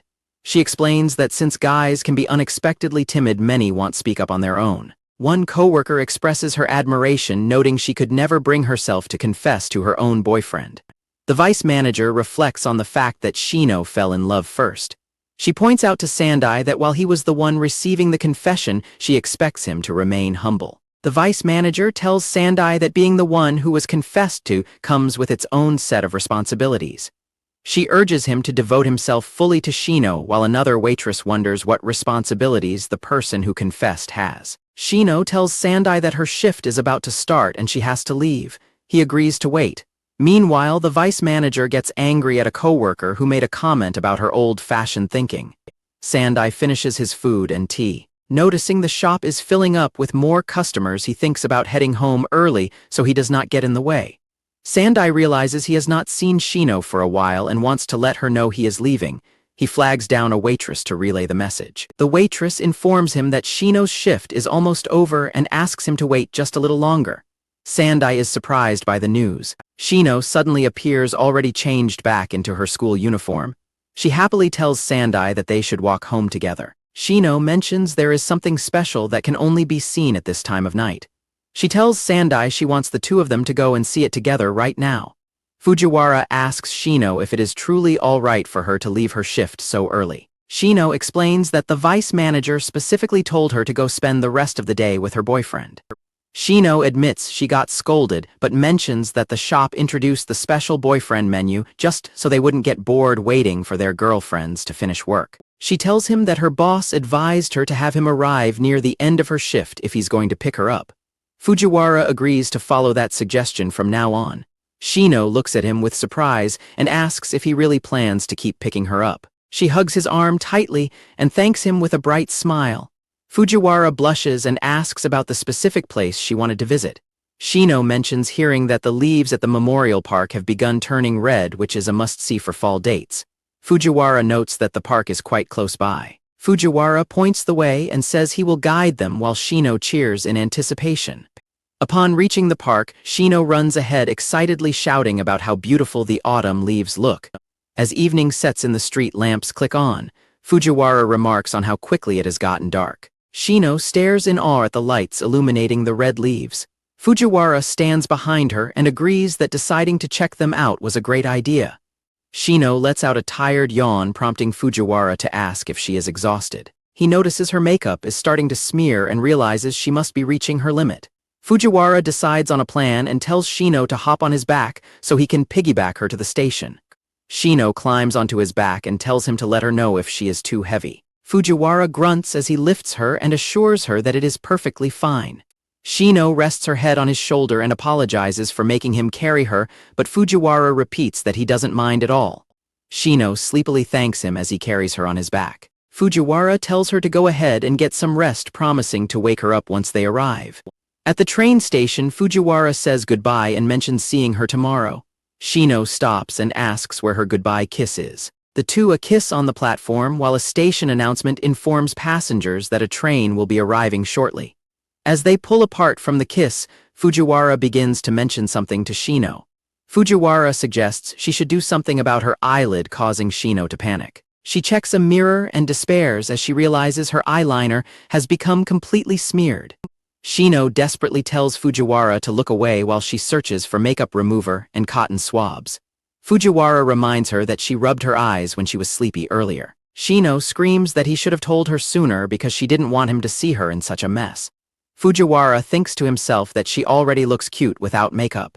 He decides that her effort to look pretty for him is equally endearing and concludes that the situation is fine. Back at home, Fujiwara reflects on the piggyback ride from earlier. He hopes Shino didn't notice his heart racing and admits to himself that the feeling of her pressing against his back was unforgettable. While drying his hair with a towel, Fujiwara hears a news segment about preparing for winter and gifting loved ones. He reflects on the term loved ones and realizes he needs to give Shino a Christmas present. Watching the news segment about the Christmas season for lovers, Fujiwara decides to think carefully about his choice. He notes that there is still time before the holiday, but wonders what he should actually give her. The next day at school, the couple walks through the hallway together. Fujiwara is taken aback by the fact that nearly every student they pass is staring directly at them. Shino smiles brightly and remarks to Sandai that they have certainly become the center of attention. Fujiwara points out that the attention is inevitable after the stunt she pulled the previous day. Shino clings to his arm and expresses how happy she is that they can finally walk openly through the school corridors together. Shino beams with joy, declaring that she can now proudly show everyone in the school that he is her boyfriend. Fujiwara blushes as he looks at his girlfriend, processing her public and prideful declaration of their relationship. Sandai thinks about how he never expected a girl to love him so deeply. He tells Shino they should keep things moderate at school, but she flatly refuses to do so. The school building stands under a bright sky. Sandai tells himself that he really cannot afford to mess up Shino's Christmas present. On Sunday, Sandai looks at gift lists on his phone but finds none of them helpful. He struggles to choose between small accessories and consumable items as recommended by various websites. Sandai holds his head in his hands, feeling completely lost after searching the internet for several days. He realizes that everything has its good and bad points, leaving him at a total loss. Sandai worries that he won't make it in time for Christmas at this rate. Suddenly, his doorbell rings, making him wonder who is visiting. Sandai looks at his intercom and is surprised to find Mickey at his door. He calls out her name in disbelief. Mickey enters the apartment and tells Sandai that she had no trouble taking the trains by herself. Sandai asks if she was really okay traveling alone. Sandai hands Mickey some juice. She looks up at him and gives him a cheerful thanks for the drink. Sandai asks Mickey what brings her to his place. She explains that since her older sister is working, she was free and wondered what he was doing. Sandai mentions he just thought he would stay home and play for a while. Mickey's attention is immediately drawn to Sandai's phone. Mickey looks at the screen and asks if Sandai is looking for a present for her sister. Sandai hesitantly admits that he is. Mickey guesses that Sandai is struggling to pick out the right gift. Her accurate observation causes him to flinch in surprise. Mickey strikes a confident pose and declares that it is her turn to help him. She looks determined to make things right. Mickey offers to tell Sandai what kind of gifts would make her sister happy. A relieved Sandai accepts her help, immediately believing she is his savior since she knows she knows best. When Sandai asks where they are heading, Mickey tells him they are going to a shop. She explains that showing him the items in person will be much easier to understand than just talking about them. Mickey explains that she needs to see new products in person. She holds her hand out expectantly towards Sandai. Sandai asks what the hand gesture is for. Mickey tells him she never said she would provide valuable information for free. Sandai concedes that a proper exchange of information for a fee is logical. Mickey reacts with a cute, sparkly expression. Sandai drops a 500 yen coin into Mickey's hand, warning her to keep it a secret or else Shino will get angry. Mickey looks at the coin and asks if that is all she gets. Sandai apologizes and explains that he isn't rich. Mickey decides to accept it since he's a good person and prepares to reveal what kind of gift Shino wants. Mickey winks and puts her hands together, asking for an additional bonus if the present turns out to be a hit. Mickey continues her plea with a desperate look. Sandai watches her as she begs for the extra reward. Sandai agrees to the deal as long as the gift is a success. Mickey smiles mischievously to herself while Sandai looks on with a blank expression. Sandai wonders if his judgment is failing him. He envisions a future where Mickey easily manipulates many men. Mickey suggests they head back to the shopping mall from the other day. She believes the specific shop she has in mind has a branch located there. Sandai agrees and they arrive at the mall. He looks around as they walk through the clothing department. Mickey enthusiastically announces that they have reached the shop she wanted to check out. Sandai is horrified to realize they are standing in a lingerie store. Mickey points at the displays of bras and underwear, declaring that they should pick out Shino's present from this shop. Sandai stands nervously inside the lingerie shop as Mickey looks around the display. Mickey points out that Sandai is looking to buy a present. Sandai grows flustered, but Mickey reassures him that she knows her sister's favorite designs. Mickey explains that her sister is particular about lingerie and that she even knows her exact size, shocking Sandai. Mickey asks if Sandai wants to see her sister happy, while Sandai quietly recalls the red lingerie Shino previously wore. Mickey pushes a panicking Sandai further into the shop. A display inside the store advertises new Christmas arrivals. A store clerk asks if they need help, and Mickey loudly announces that Sandai is there to buy lingerie. Mickey clarifies to the clerk that Sandai is her sister's boyfriend and is buying her a gift. The clerk asks if Sandai knows his girlfriend's size, throwing him into a panic. Mickey pulls out a notebook and proudly declares she has all of her sister's measurements written down. The clerk takes the notebook and asks if they know Shino's preferred colors and fabrics. Mickey explains that Shino prefers slightly flashy colors, soft fabrics, and cute designs. The clerk offers to guide them to the right section, only for Mickey to realize that Sandai has vanished. Mickey finds Sandai hiding far away behind a corner and asks him when he moved over there. Sandai admits he cannot explain his cowardly behavior, looking thoroughly embarrassed. Mickey grabs Sandai by his shirt and drags him back, insisting that he must be the one to choose the gift because his personal choice is what matters most to her sister. Mickey holds up a floral lingerie set and suggests it would make her sister happy, sending Sandai's imagination into overdrive. The clerk confirms that Shino's size is F65, leaving Sandai completely stunned by the size. Mickey notes that her sister is unexpectedly busty, and Sandai accidentally lets slip that they have not progressed very far physically yet. Sandai desperately pleads to look for a more normal design, but Mickey defends her choice and teases him for having dirty thoughts. Eager to escape the teasing, Sandai randomly grabs a different display set and insists that it looks like a nice normal choice. Mickey stares blankly at Sandai's choice, realizing that his idea of a normal option is actually a highly revealing set. Mickey happily agrees to buy the set Sandai grabbed, leaving him in a panic. as he realizes he chose a very provocative design completely by accident. At the register, the total price comes out to over 24,000 yen, shocking Sandai with how expensive the set is. The clerk explains that larger sizes are more complicated to manufacture, but Sandai consoles himself by deciding the expense is worth it if it makes Shino happy. After successfully completing the shopping trip, they arrive back at the station and Sandai thanks Miki for her help.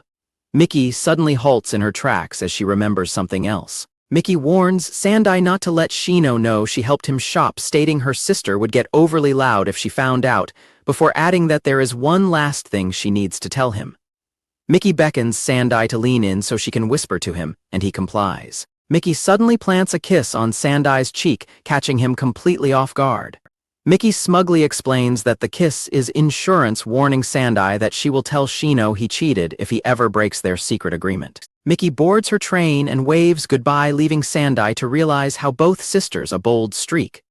Sandai walks away, noting that he needs to start saving money for upcoming seasonal events and realizes it is time to pick up Shino. Sandai ponders his financial situation and decides he should start looking for a part-time job of his own. Sandai arrives at Shino's cafe, wondering if he can find a job that allows them to work together when one of her coworkers spots him. The coworker welcomes Sandai inside, letting him know Shino is almost done with her shift and inviting him to sit. Sandai happily eats his complimentary slice of cake, while Shino watches him affectionately from across the room. Shino beams with joy after her coworker whispers a comment to her about her boyfriend's arrival. Sandai and Shino walk home together after her shift, and Shino suddenly points toward an interesting street sign. They look at a handwritten advertisement for a local shop selling taiyaki, claiming they will become famous soon. Shino decides they should try the food, but when Sandai suggests posting a picture on social media, she reveals she no longer uses any platforms. Shino shows off a peculiarly shaped taiyaki and explains that she deleted her social media account after using it for only a short while. Shino explains that she had to quit social media because she was constantly harassed by strangers sending creepy direct messages. Sandai sympathizes with Shino, wondering if her past experiences with online harassment are why she struggles to interact with men. Shino playfully tells Sandai to feed her the taiyaki to help heal her old emotional wounds. Sandai feeds Shino a bite of the taiyaki and she happily accepts it. Sandai notices some ice cream on Shino's face and wipes it off with his finger, tasting it himself and noting that it actually tastes good. Shino blushes intensely, completely flustered by his sudden, intimate gesture. Shino covers her face and complains that Sandai constantly does unpredictable things, bringing up the series of kisses they did recently. Sandai asks if he should stop doing those things, but Shino quickly objects and clarifies that she does not mind them. Sandai is relieved and Shino calls him sly as they walk together past a billboard advertising the upcoming Christmas season. Shino informs Sandai that she managed to secure Christmas Day off by agreeing to work on Christmas Eve. Leaning into Sandai with a heavy blush, Shino admits she fought for the shift trade early because she wanted to spend the entirety of Christmas with him. Shino looks up at Sandai, expectantly asking if he is pleased with her plan. A flustered Sandai quickly confirms that he is indeed very happy with the arrangement. Shino giggles and teases Sandai, pointing out that since he has no other friends, he definitely did not have any other plans anyway. Sandai reveals that he was already planning for their date and has even prepared her Christmas present, leaving Shino completely shocked. Shino smiles, happily expressing how excited she is for Christmas to arrive. Shino tells Sandai that she wants to give him a present as well, asking him to look forward to it, and he agrees. In early November, Shino prepares a bento box for Sandai using Sakura Denbu to shape a heart on the rice. Shino proudly presents the bento, joking that her love was so big that the heart-shaped topping spilled over the edges. Sandai accepts the bento and promises to eat all of it, even the parts that spilled over. Their classmates watch the public display of affection, with the boys looking dejected and the girls staring in disbelief.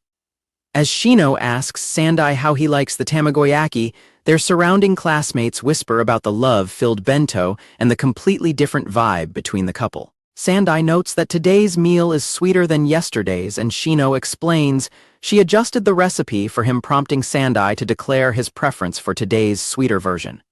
Shino blushes happily at Sandai's praise. Sandai thanks Shino for cooking delicious meals for him every day Instead of his usual store-bought lunches inspiring Shino to promise she will work even harder on future bentos, while her friends look on in envy. After school, a male classmate suddenly stops Shino and Sandai in the hallway, catching them by surprise.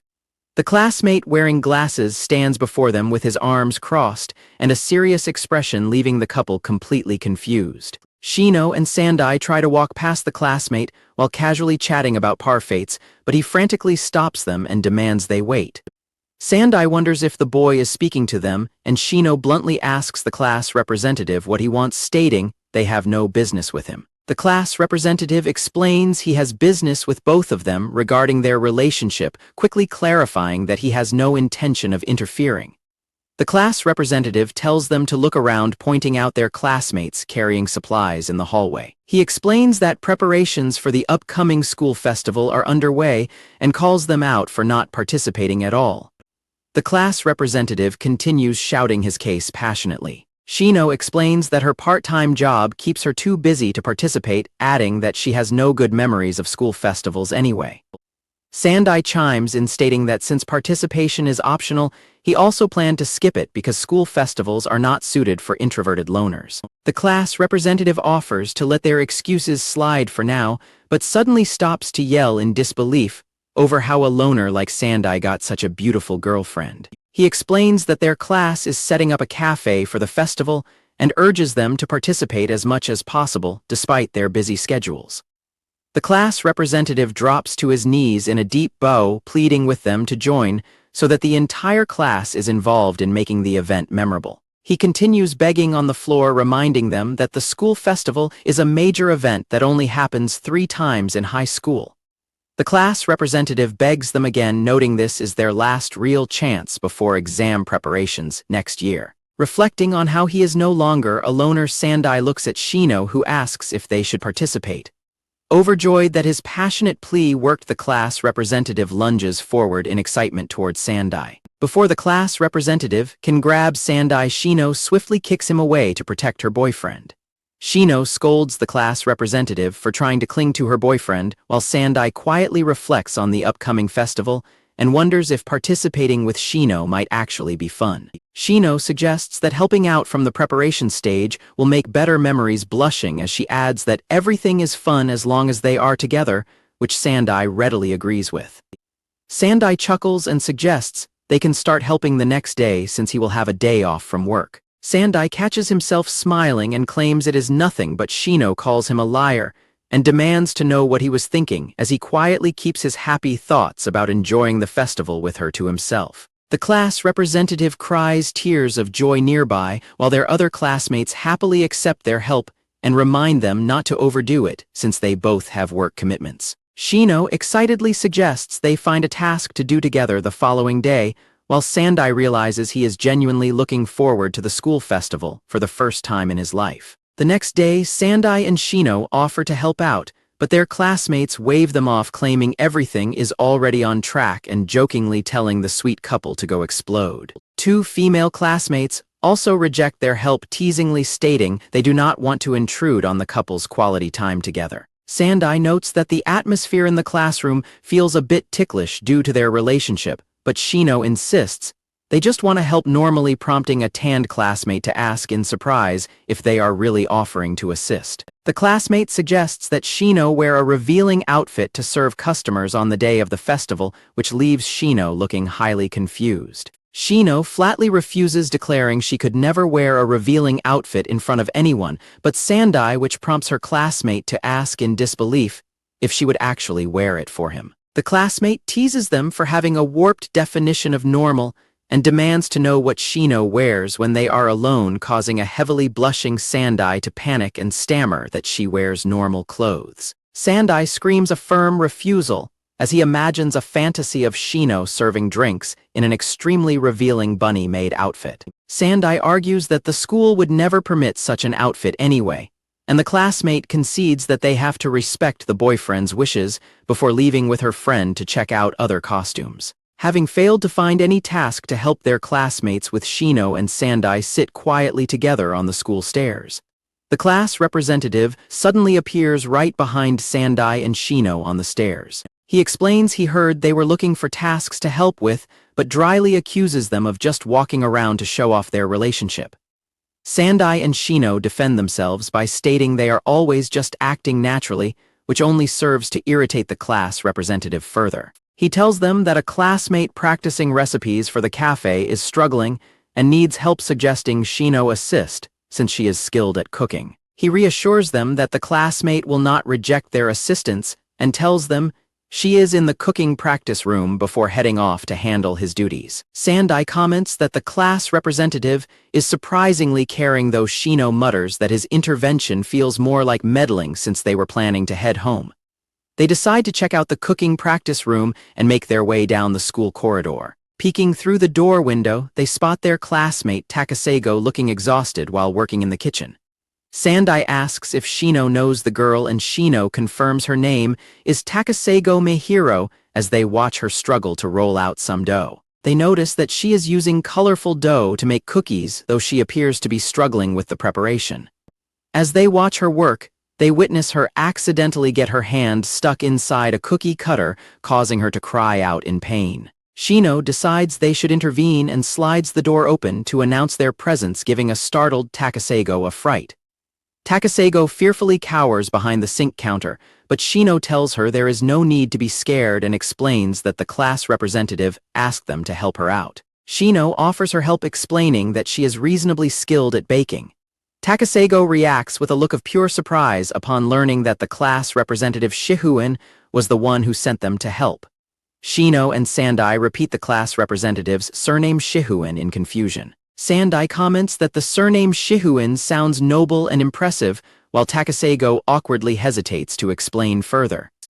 Takasego quietly asks if the class representative Shihuin was the one who ordered them to help her out. Takasego clutches her fists, blushing as she asks in disbelief if Shihuin was really trying to help her. Shino explains that ordered is an exaggeration, but agrees it was something like that, prompting an incredibly grateful Takasego to thank them and show off what she has made. Takasego proudly presents her freshly baked batch of cookies, claiming they turned out great this time, while Sandai and Shino stare in shock at the mysterious fumes rising from the tray. The cookies turn out to be misshapen, bizarrely colored lumps of red, blue, and green, which Sandai nervously describes as very colorful. Sandai rationalizes that colorful treats are common overseas, and Shino agrees that they cannot judge them without tasting them first, opening her mouth to take a bite. Immediately upon eating the cookie, Shino collapses to the floor, groaning in agony, while Sandai screams her name in panic. A panicked Sandai asks if Shino is okay, while a worried Takasego apologizes and laments that she is terrible at cooking. Shino groans that the cookie is seriously dangerous rather than just bad tasting, prompting Sandai to panic about calling an ambulance, though Shino weakly tells him to eat one to understand. Although Takasego advises him against eating it, Sandai takes a bite and is immediately struck with a painful shock. Sandai begins foaming at the mouth, leaving Takasego to watch his agonizing reaction in sheer horror. Shino complains that she felt like she was going to die and aged 5 years from eating the cookie, while Sandai nervously holds up the bag labeled industrial waste and warns that serving this at the school festival could trigger a major scandal. Takasego stands before them with a sad, helpless expression as she processes their intense reactions.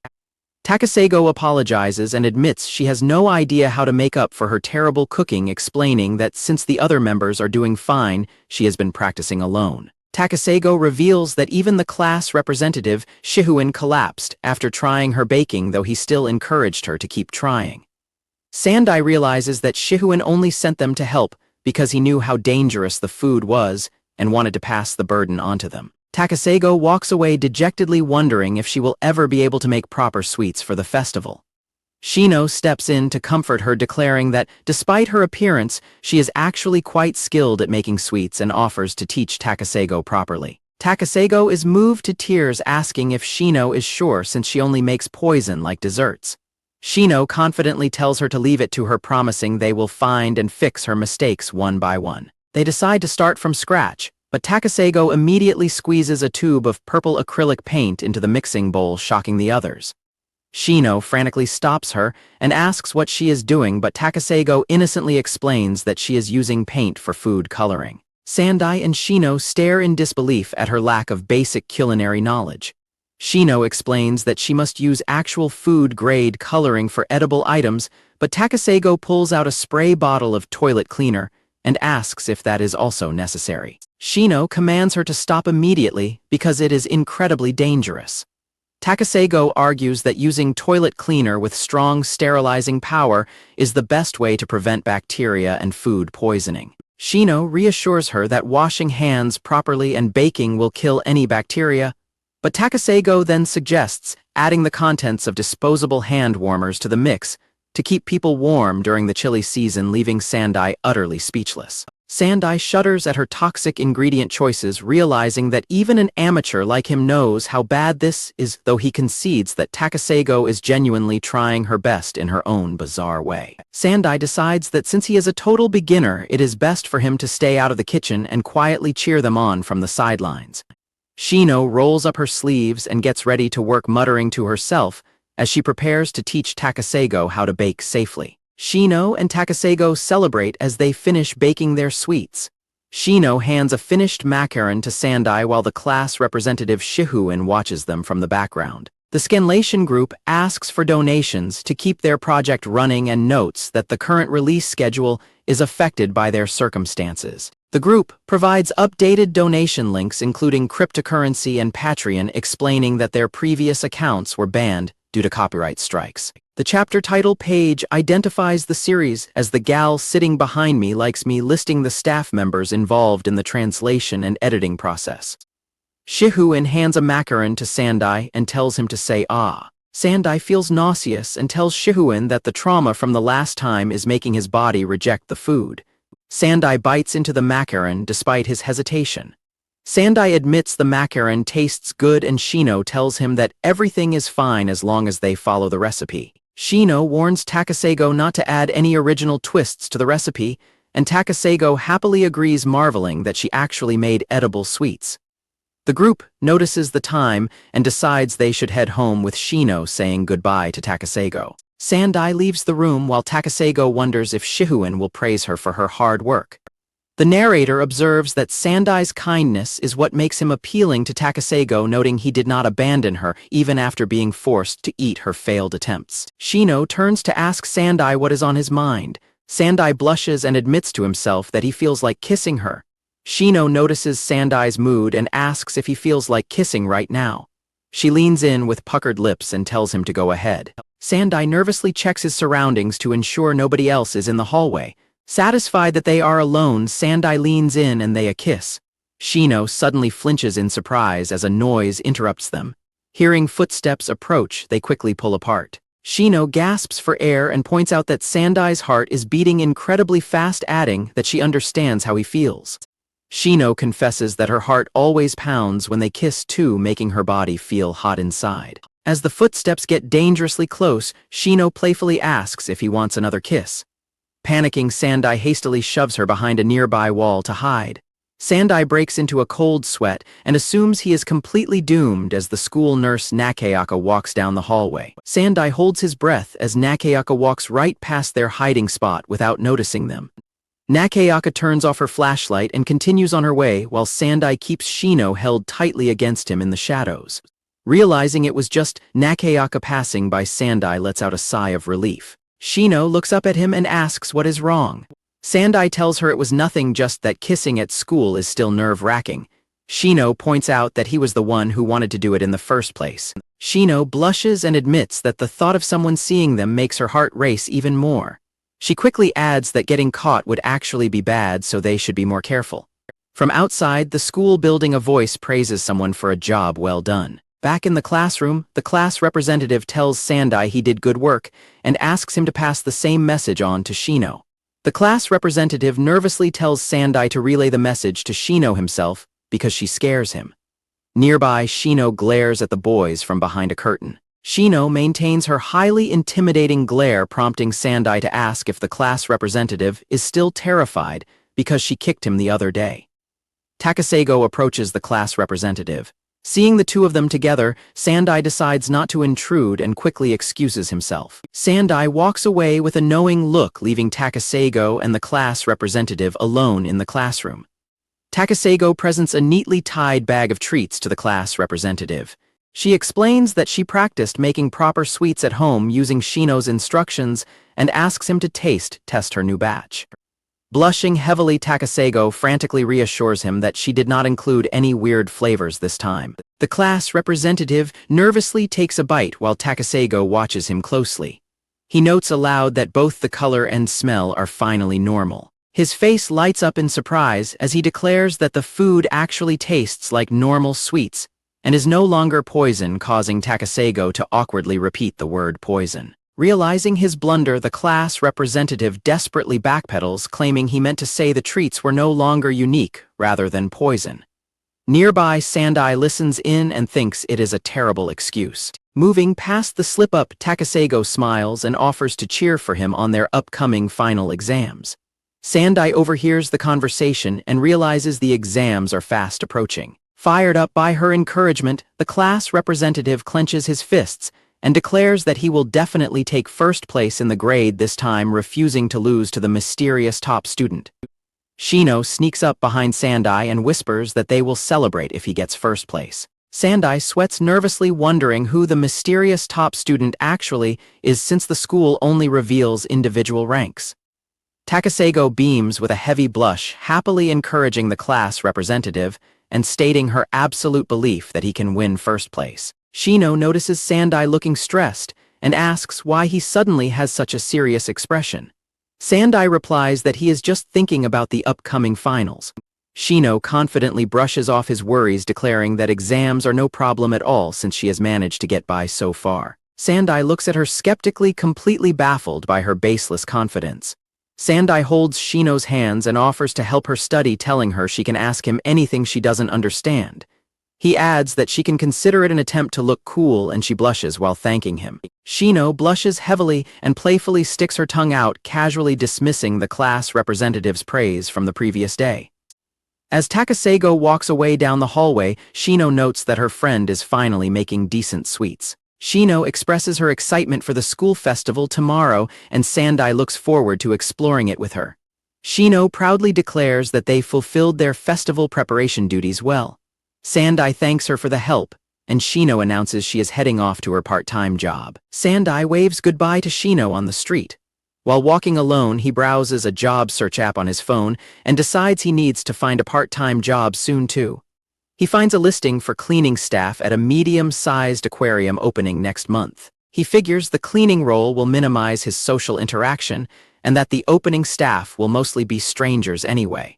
Determined to earn money and make more fun memories, Sandai pushes through his nervousness and immediately calls the number on the listing. Sandai arrives at the Marukawa Aquarium building for his interview.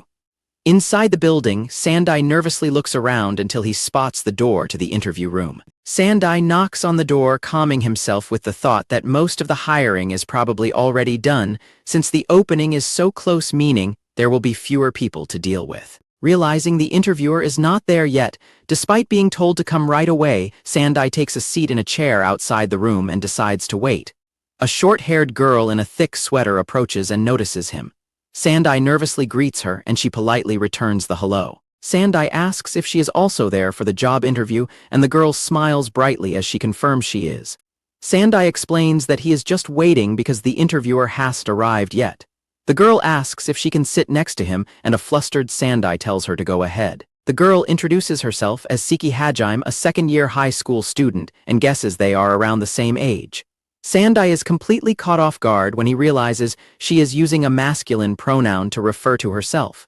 Siki frantically apologizes for suddenly using casual speech. Sandai introduces himself as Fujiwara Sandai, noting that he is also a second-year student. Siki happily remarks that it is great they are the exact same age. Siki smiles brightly and tells Fujiwara it is nice to meet him. Sandai reassures him that since they are the same age, casual speech is perfectly fine, adding that he will also drop the honorifics. Siki leans in with a relieved smile, stating that he is incredibly glad the first person he met was someone of the same gender. Sandai freezes in shock, completely bewildered, as he realizes that the person he thought was a tomboy is actually a boy. Sweating nervously, Sandai cautiously asks Siki to repeat what he just said. Siki tilts his head in confusion and innocently repeats that he is simply glad the first person he met was another boy. Sandai awkwardly scratches his head and claims it was nothing. As Siki asks him what is wrong, Sandai avoids eye contact, silently processing the jarring revelation. Believing Sandai is staring at him, Siki leans in extremely close and asks if there is something on his face, demanding to know where it is. Sandai panics and desperately tells him to stop coming closer. Their chaotic interaction is suddenly interrupted by an adult woman wearing a staff badge who asks if the two of them are there for the interview. The three sit down at a long table inside the interview room. The interviewer apologizes for keeping them waiting and officially begins the interview by asking for their resumes. Sandai presents a neat, flat envelope. Beside him, Siki awkwardly pulls out a completely crumpled and unfolded resume, leaving Sandai staring in absolute disbelief at his lack of preparation. The interviewer reviews their papers and confirms that they are both high school students applying for the cleaning staff position. She turns to Sandai and notes that his quiet demeanor fits the role perfectly before trailing off as she looks back towards Siki. The interviewer expresses shock upon learning that Siki is a guy. She remarks that his cute looks are a waste given his gender. Siki confirms that he is indeed male. The interviewer suggests that Siki would be a great fit for cosplaying at events. Siki reacts with visible discomfort to the suggestion. Sandai observes Siki's distressed reaction as the conversation continues.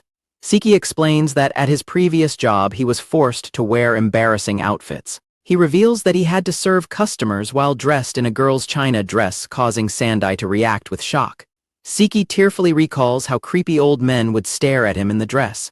The interviewer looks horrified by the story Siki is sharing. The interviewer apologizes for her earlier comment, wondering if she said something wrong. Siki dismisses it, blaming his own weak will for the past situation. The interviewer abruptly concludes the interview and announces that both Sandai and Siki are hired on the spot. The two boys are caught off guard by the sudden decision. She explains that, while they would usually take time to deliberate, they rarely get applicants for the cleaning position.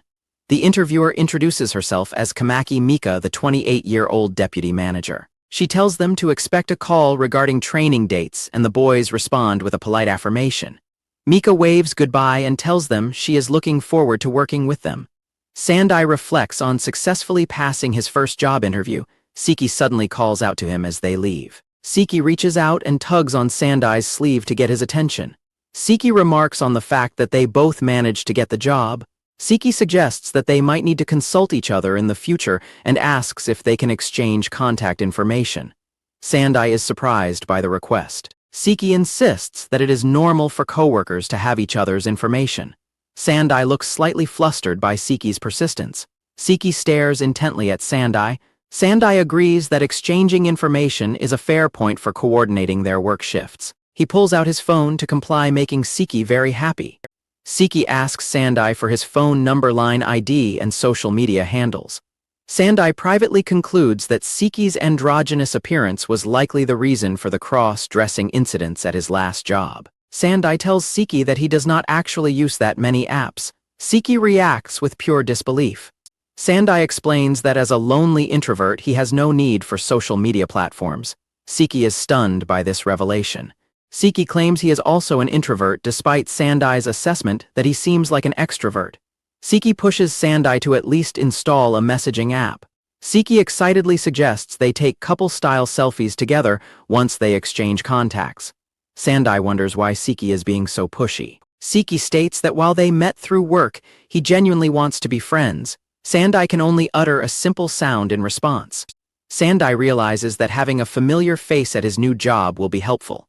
He observes Siki holding his phone and notes the genuine desire for friendship. Sandai firmly refuses the idea of taking couple photos. Siki looks devastated, but they proceed to register their information on their phones regardless. The contact exchange is completed successfully. Siki enthusiastically asks to get along while Sandai is slightly overwhelmed by the sudden closeness. Sandai admits to himself that he feels a bit flustered. He reflects on the new concept of having actual friends. Sandai looks at his phone and sees Siki's name saved in his contacts. He notes it is the first contact he has saved other than Shino and decides there is no reason to tell her about it. A view of the school building appears as the scene changes. In the corner, Shino intimidates the class representative who cowers in fear. The school festival begins drawing in a massive crowd. Sandai and Shino look out at the packed halls, noting how many people have gathered for the event. Shino mentions that she played a monster role in a haunted house during last year's festival. She notes she participated because she had time then, while Sandai admits he skipped the event entirely last year. Shino recalls that her ghost makeup was so well done that many people stared at her, making the attraction super popular. Sandai privately wonders what she actually looked like in that costume. Sandai thinks it is no wonder a school beauty dressed as a ghost drew such large crowds. They reach their classroom and resolve to do their best working behind the scenes at the cafe. Inside the class too, a customer orders scones. A student worker acknowledges the order and gets to work in the kitchen area. Shino asks Sandai to pass the honey from across the counter. Sandai holds up a bottle and asks if he has the right one. Shino explains that the flour source changes the flavor of the honey. Sandai watches her add more honey to a dish and worries that it might end up being too sweet. Shino clarifies that this specific chestnut blossom honey is actually slightly bitter. Sandai agrees that the flavor depending on the flower type makes perfect sense. Shino points out that honey is called honey in English and asks Sandai to try calling her by that name. Sandai reacts with extreme flustered embarrassment. Shino looks on with sparkling expectant eyes. Shino suddenly squeals in embarrassment over her own suggestion. Shino and Sandai stand together in a sweet atmosphere while their classmates work around them, pouring milk and stirring salt into their recipes. Their classmates complain about their own lack of partners and express envy towards Sandai for having a girlfriend like Shino. They joke about following Sandai's lead to find their own handsome boyfriends or cute girlfriends. Takasego watches the couple from a distance. Her friends tell her that they should all try their best. Takasego, wearing bunny ears, wonders what Shihuin thinks of her. In the background, orders for iced tea, cola cookies, and macarons start piling up.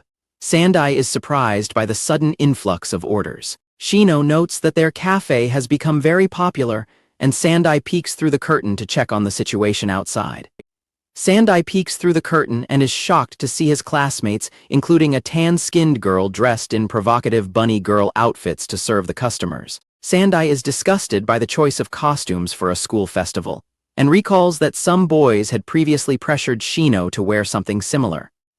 The class representative Shihuin suddenly appears behind Sandai and tells him he has perfect timing because they have an extra placard to use. Shihuin shows off the placard, which explicitly advertises that cute girls in risque costumes are currently serving at the cafe, leaving Sandai in total disbelief. Ignoring Sandai's protests about the inappropriate nature of the sign, Shihuin tells him to walk around the school grounds with it to attract more customers. Sandai panics, realizing that such a scandalous advertisement will definitely get them in trouble with the school authorities. Shihuin declares his determination to make the event a success at any cost, leading Sandai to realize that the representative has completely lost his mind. Realizing that nothing he says will get through to the obsessed representative, Sandai gives up and prepares to follow his instructions. Sandai decides to simply wander around with the sign to satisfy the class representative's demands and avoid a scolding later on. As Sandai walks, Shino suddenly spots him and demands to know what he is doing with such a shameful and provocative placard. Nakayaka catches Sandai in the hallway and demands an explanation for the inappropriate placard he is carrying. Sandai is startled by her sudden and angry intervention. Nakayaka grabs the sign and glares at Sandai, reminding him that she gave the class permission to open a cafe and not a cabaret. Sandai stammers and looks down nervously as he tries to find the right words to respond to her scolding. Sandai explains that he was just following orders to carry the sign around the school. Nakayaka asks him if he needs a reminder that the festival is open to the general public. Nakayaka sternly announces that she is suspending the class event due to their lack of consideration for the diverse crowd of visitors. Sandai realizes that it is far too late to change her mind. A sign is posted on the classroom door declaring that the cafe is now closed. Sandai looks on dejectedly, knowing this outcome was inevitable given their poor choices. The girls in the class argue that their costumes are simply flashy and not indecent, even pointing out that some customers gave them tips. One girl loudly insists that they were operating a normal cafe and claims that only people with dirty minds would find their outfits erotic. Nakayaka flatly tells the students to shut up, ending their attempt to justify themselves. A group of boys offers insincere apologies which only further enrages Nakayaka. She warns them that they have clearly crossed a line that cannot be excused as simple play. Nakayaka begins packing the confiscated costumes into a box, warning the class that any formal complaint to the principal would lead to trouble she cannot protect them from. Nakayaka tells the students to leave the room and find other ways to enjoy the festival while she takes away all the costumes. The classroom door is slammed shut, bringing a definitive end to their class participation in the festival.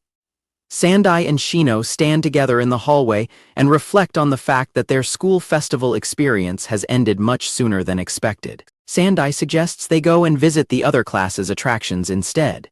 Shino happily agrees as the sounds of their classmates' despair echo from behind the closed door. The class representative screams in despair, lamenting that this was supposed to be the school festival of their lifetime. Sandai and Shino watch him from a distance. Shino observes that the class representative was genuinely invested in the project. Sandai sighs and remarks that the current situation could have been avoided if the representative had simply rejected the provocative outfits. Takasago approaches them to explain what happened. The students in charge of costumes explain that they received approval for both bunny and cat outfits when they asked. Sandai privately notes that nobody would have expected such revealing designs based on a simple request like that. Shino points out that cute normal versions of animal costumes would have worked just as well as sexy ones. Sandai decides he should probably go and offer an apology to the class representative. A classmate tries to comfort the sobbing class representative with a handkerchief. She suggests that they can still learn something positive from the failure. Sandai and Shino head out into the hallways to visit other festival attractions. They pass by various booths, including one for fortune-telling. At a compatibility fortune-telling booth, the result declares that Sandai and Shino have a 100% chance of marriage and are a perfectly lovey-dovey couple. Shino is overjoyed by the prediction. The couple continues their date, enjoying some chocolate-covered treats. Shino eats her snack with a look of pure bliss. Sandai suggests checking out a haunted house. Once inside, he ends up terrified and clings to Shino while she finds the experience amusing and smiles at his reaction. While walking through the school, Shino admits she is feeling tired. She playfully asks Sandai to give her a piggyback ride. Sandai agrees to the request and carries Shino on his back through the hallway. Shino giggles and cheers him on while they draw looks from other students. They find a quiet spot outside to take a break. Sandai offers to go to a nearby vending machine and asks Shino if she wants anything to drink. Shino initially says she is fine, but Sandai insists on doing something nice for her. He explains that since she makes him lunch every day, he wants to act like a proper boyfriend for once. Shino accepts the offer and asks for some milk tea. Sandai heads to the vending machine and purchases the drink. Sandai returns from the machine holding the bottle of milk tea he bought for Shino. Sandai hears a strange sound echoing down the empty school hallway. He stops and looks around in confusion, trying to identify the source of the noise. Around the corner, Nakayaka-sensei stands in a revealing bunny girl outfit, looking completely mortified. Another teacher scolds her, claiming she isn't putting enough effort into the role because she is still too embarrassed. Nakayaka-sensei argues that dressing as a rabbit at her age is ridiculous. Her colleague dismisses the concern, insisting they are both still young enough to pull off such looks. The other teacher commands Nakayaka-sensei to try the act again, reminding her that she must fully commit to being a bunny. As the countdown begins, Sandai cautiously peeks through the doorway. Nakayaka-sensei performs a hop and lets out a cheer just as Sandai walks in. He stares in utter shock and asks what on earth they are doing. A heavy silence falls over the room as the three of them lock eyes. Everyone freezes in place, unable to immediately process the awkward situation. Nakayaka-sensei begins to tremble with intense shame while her colleague joins her hands in a silent prayer for help. Sandai remains rooted to the spot, sweating from the sheer awkwardness. Nakayaka-sensei has a complete mental breakdown, frantically denying she is his teacher and insisting she is just a rabbit. She desperately begs Sandai to pretend he never saw anything. Sandai briefly weighs his options, considering whether to use this for blackmail or to protect his teacher's dignity. He decides it is best to simply forget the entire incident ever happened. Sandai quietly closes the door and walks away, concluding that even a teacher can make a massive mistake in the heat of the moment. He reflects that since Nakayaka-sensei didn't report him for kissing Shino in the hallway previously, they are now even. He decides to keep her secret as a fair trade. Sandai returns to Shino, who comments that he looks like he has seen a ghost. He dismisses it as having seen a large bunny instead and hands her the milk tea. Shino takes a sip of the drink and happily declares it to be delicious. Shino notes that the festival is winding down and mentions their class is planning a post-event party with karaoke. Shino confesses she would actually prefer to just spend the rest of the day alone with Sandai. Sandai agrees with the sentiment and suggests they head home together. Sandai and Shino walk through the city at 10 p.m. Shino bids him goodnight, and Sandai's phone receives a notification just as he wonders about his schoolwork and anime schedule. Sandai receives a text from an unknown number pleading with him to keep the school infirmary incident secret and offering any favor in return. He wonders if it is a scam or a message from Shino. Sandai realizes the message is from Nakayaka-sensei and feels irritated that his teacher is contacting him directly about a private matter. Sandai replies to the text by claiming he saw nothing and sends it considering the matter settled as the long day comes to an end. On Sunday, Siki waves cheerfully at Sandai as they gather for their first day of part-time job training. Sandai greets Siki as they prepare to begin their induction course at the aquarium. Siki expresses his anxiety about the training and worries whether he will be able to remember everything. Sandai remarks that it feels like they haven't seen each other in half a year. Siki looks annoyed and reminds him that their interview was only last week. Sandai contemplates the mysteries of the world while Siki asks if he is being philosophical. Siki then points out that Sandai has not sent him any texts since they exchanged information. Siki complains about feeling lonely because Sandai didn't reach out.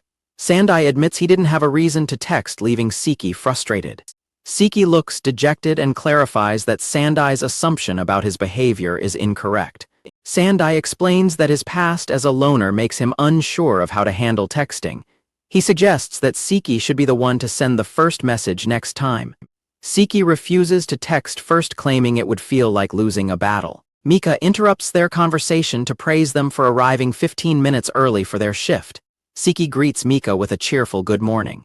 Sandai is confused because it is already past noon and thinks he should have said good afternoon instead. Mika explains that greeting coworkers with good morning regardless of the time is standard in the service industry, though she admits she doesn't know the reason for it.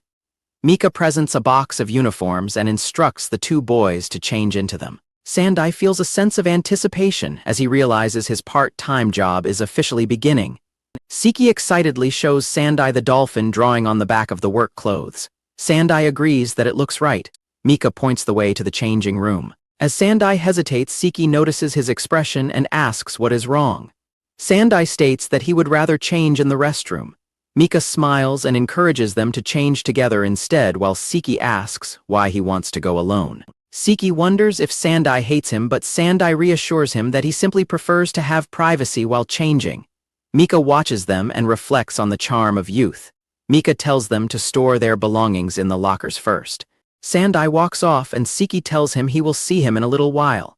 After Sandai finishes changing, Siki appears in his new uniform. He tells Sandai he is going to put his things in the locker now. Sandai tells Siki that he didn't need to wait for him. Siki responds by saying he really wants them to get along well. Siki suggests they hold hands as a way to bond. Sandai asks if that is something guys actually do together. Siki claims it is normal for close friends nowadays before revealing he was just joking and calling Sandai adorable. Mika hands them both a set of written instructions. She explains that the tasks are simple and they just need to follow the provided procedures. Mika assigns specific areas for each of them to cover, noting that they should use the map on the back of their papers. She tells them to take it easy as they learn the ropes.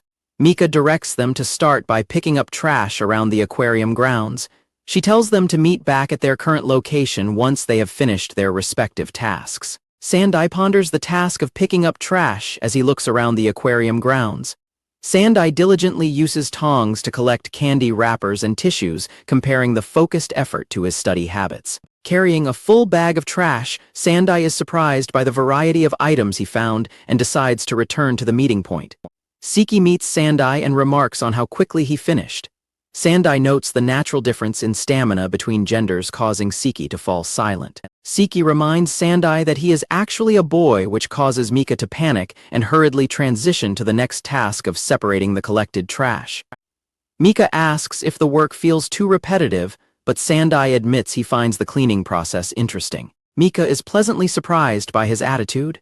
Mika praises Sandai's reliability and jokingly suggests she should lay claim to him. Sandai quickly rejects the advance by stating he already has a girlfriend. Mika is skeptical and asks for a description of Sandai's girlfriend. Sandai wonders if he should answer before pulling out his phone to show her a photo. Mika is stunned by Shino's beauty in the photo and concedes that she could never compete with someone that cute. Mika sighs about her desire for a boyfriend, while Sandai criticizes the appropriateness of an adult targeting a high schooler. Mika insists that she is still young at 28. Mika eventually laughs and agrees with Sandai's logic while he stares at her with a blank expression. Training at the Marukawa Aquarium officially concludes for the day a few minutes later. Mika promises to send out a temporary shift schedule and encourages the boys to report any problems. They thank her for her hard work as they prepare to leave.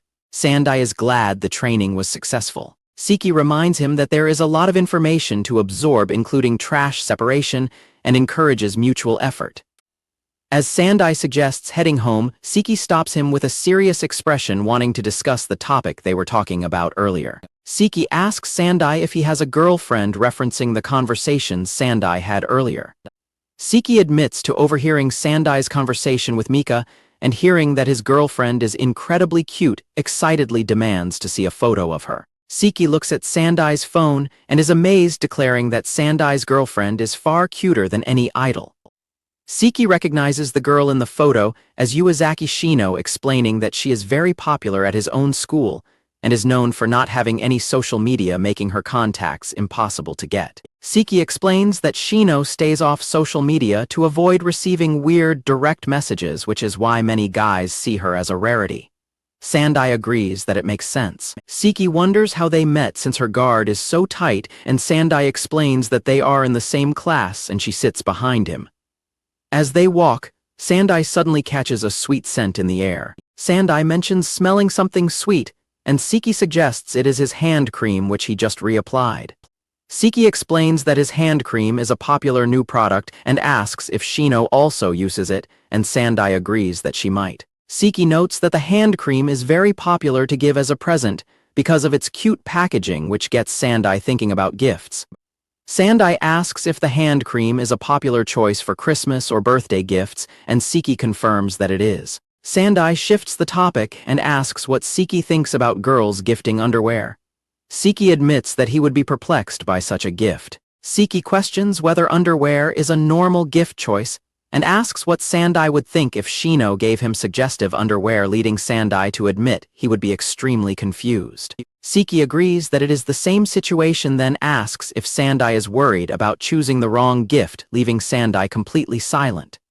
Siki reassures Sandai that girls have big hearts and are willing to forgive a few quirks in the boys they like, though Sandai remains skeptical of his reasoning. Siki insists that a girl finding those quirks cute is just how things go, and Sandai thanks him for the talk before they say goodbye and part ways at the station.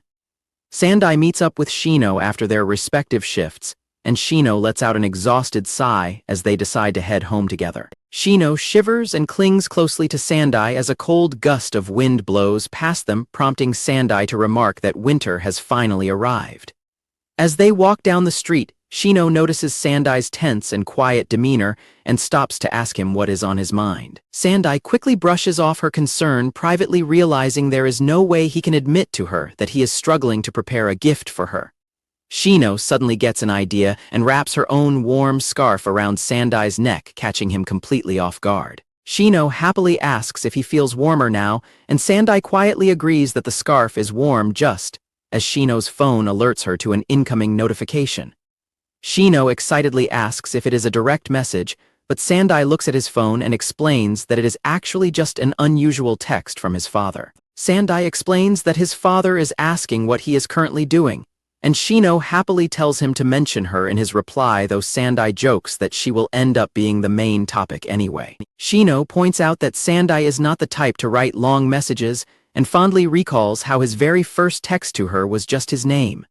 Shino playfully offers to show him their old chat history, but Sandai quickly declines and ponders the best way to reply to his father. Shino advises him to be natural and not overthink his reply, noting that the first words that come to mind are usually the most impactful. Sandai takes her advice and drafts a simple message to his father stating that the gal who sits behind him likes him, and it looks like he is done for. A few days later, Sandai reflects on a typo in his message where he accidentally typed gal in hiragana instead of katakana, but Shino reassures him that the hiragana version looks much cuter anyway. Sandai offers to pour Shino some more tea and she thanks him. She then notices that his closet door is slightly open and asks if she can close it, prompting Sandai to apologize and admit he forgot to close it. Shino walks over to close the door, but as she reaches for the handle, she notices a shopping bag sitting inside the closet. Shino reaches out to see what is inside the bag, causing Sandai to scream in absolute panic. Sandai lunges forward, shouting that she cannot look inside, and desperately grabs the bag away from her to hide it.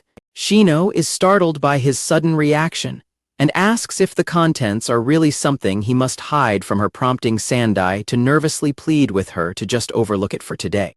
Shino picks up on his mention of today, and Sandai insists that he will not give her the item today no matter what she says. Shino smiles and says she is looking forward to it. Sandai is taken aback, and Shino clarifies that she is looking forward to seeing what is inside on Christmas Day, leaving him laughing awkwardly in relief. Shino happily remarks that Christmas is almost here, but her mood suddenly plunges, and she collapses onto the table with a miserable groan, startling Sandai. Shino mentions that another major event takes place before Christmas, and Sandai asks what she is referring to. Shino reveals that she is talking about the upcoming end-of-term exams, and Sandai blinks in sudden understanding. Shino blushes and looks down, admitting that she has a favor she wants to ask of him. Shino presses her hands together and desperately begs Sandai to help her study so she does not end up with failing grades. Sandai is left completely speechless as a heavy silence falls over the room. Shino reminds Sandai of his previous promise to help her if she felt unsure about the exams, and Sandai points out that she is asking him incredibly late given that the tests are only a week away. Shino tearfully explains that she simply did not want to cause him any trouble, and Sandai notes that her academic situation must be quite bad. The narrator observes that Shino's dedication to her part-time job left her with absolutely no time to prepare for the upcoming exams. Sandai analyzes Shino's dire academic situation, realizing she is hanging on by a thread across multiple subjects, and that 2 weeks would have been ideal, but he decides that worrying about the tight timeline is pointless now. Sandai silently appreciates that Shino remembered his offer and came to him for help, though Shino misinterprets his quiet contemplation and nervously asks if he is angry with her. Sandai reassures her that he is not angry, but is simply planning out his teaching strategy, telling her to wait a moment, while he internally worries about the sheer volume of material they need to cover. Sandai's anxiety grows as he concludes to himself that trying to prepare her for the exams in just a single week is completely reckless. Shino apologizes for not speaking up about her struggles much sooner, but Sandai firmly tells her no and cuts her off. Sandai tells Shino she does not need to apologize, explaining that since he promised she could count on him, he is taking full responsibility to back up his words. Sandai announces that because their schedule is so tight, they will spend the entire week focusing solely on studying, and Shino enthusiastically agrees. Shino asks why Sandai is rolling up his textbook, and he calmly repeats that while he is not angry, they are severely short on time, which Shino defensively acknowledges. Sandai taps Shino's cheek with the rolled-up textbook and warns her that he will have to use Spartan teaching methods, causing her to cry out that he is definitely angry. Sandai laughs and declares they are going to study like mad to evade those failing grades, and Shino desperately vows to do her absolute best. Sandai and Shino begin their intense study session sitting across from each other at a low table covered in reference books and notebooks. Sandai meets Shino on a park bench and opens a basic English textbook, helping her learn how to construct sentences from scratch. Shino diligently attempts to practice forming sentences while walking through school, though she repeatedly gets them wrong, and she continues to study hard at her classroom desk. Classmates whisper in the background, shocked to see Shino studying and realizing that Sandai must be smart since he always answers class questions correctly. Shino's friends are highly skeptical, claiming that tutoring her is simply impossible because Shino is a notorious low performer just like them. The girls declare that even within their group of low-performing friends, Shino is unquestionably the dumbest of them all. Sandai keeps his focus on the tutoring session, silently telling himself to ignore the noisy classmates gossiping behind them. Sandai notes that there are only 4 days left before exams and ponders how to maximize their remaining study time when he suddenly gets an idea and calls out to Shino. Sandai announces that he will be walking her home starting today, leaving Shino completely surprised by the sudden offer. A flustered Shino points out that while she is happy the long trip would be a major inconvenience for him because he would not get back to his own place until the next morning, but Sandai insists it is perfectly fine. Shino pouts silently, feeling slightly flustered and skeptical about his proposal. Shino continues to protest, explaining that she lives an hour away by train in the middle of nowhere and that it is still a very long walk from the station to her house. Sandai asks her if there is actually anything wrong with her living in the boonies, leaving Shino quite surprised. Shino smiles with relief, realizing that Sandai does not care about the long distance at all and happily places herself in his care. Later, as the train pulls into the station, Shino mutters in frustration to herself. While sitting together on the train, Shino finally realizes Sandai's true intentions and asks if this is what he actually meant by walking her home, and Sandai asks if she only just figured it out. Shino admits she assumed he wanted to spend some romantic lovey-dovey time with her on the way back, but Sandai firmly replies that maximizing her high-quality study time is their top priority right now. Sandai confidently asks if she agrees that studying on the train is the most efficient use of their limited time, and Shino can only offer a sarcastic and unenthusiastic agreement. Sandai tells Shino to move on to the next page of their study guide, but she frantically begs him to let her tackle another question on the current topic first. Sandai silently notes that Shino is actually studying quite properly under his instruction, even if she is struggling a bit. However, Sandai realizes that all of their recent time together has been consumed entirely by studying, and he notices that she is furrowing her brows much more lately. Sandai understands that constantly doing something she is not accustomed to is bound to cause her stress, and he begins to think of a way to help her through it.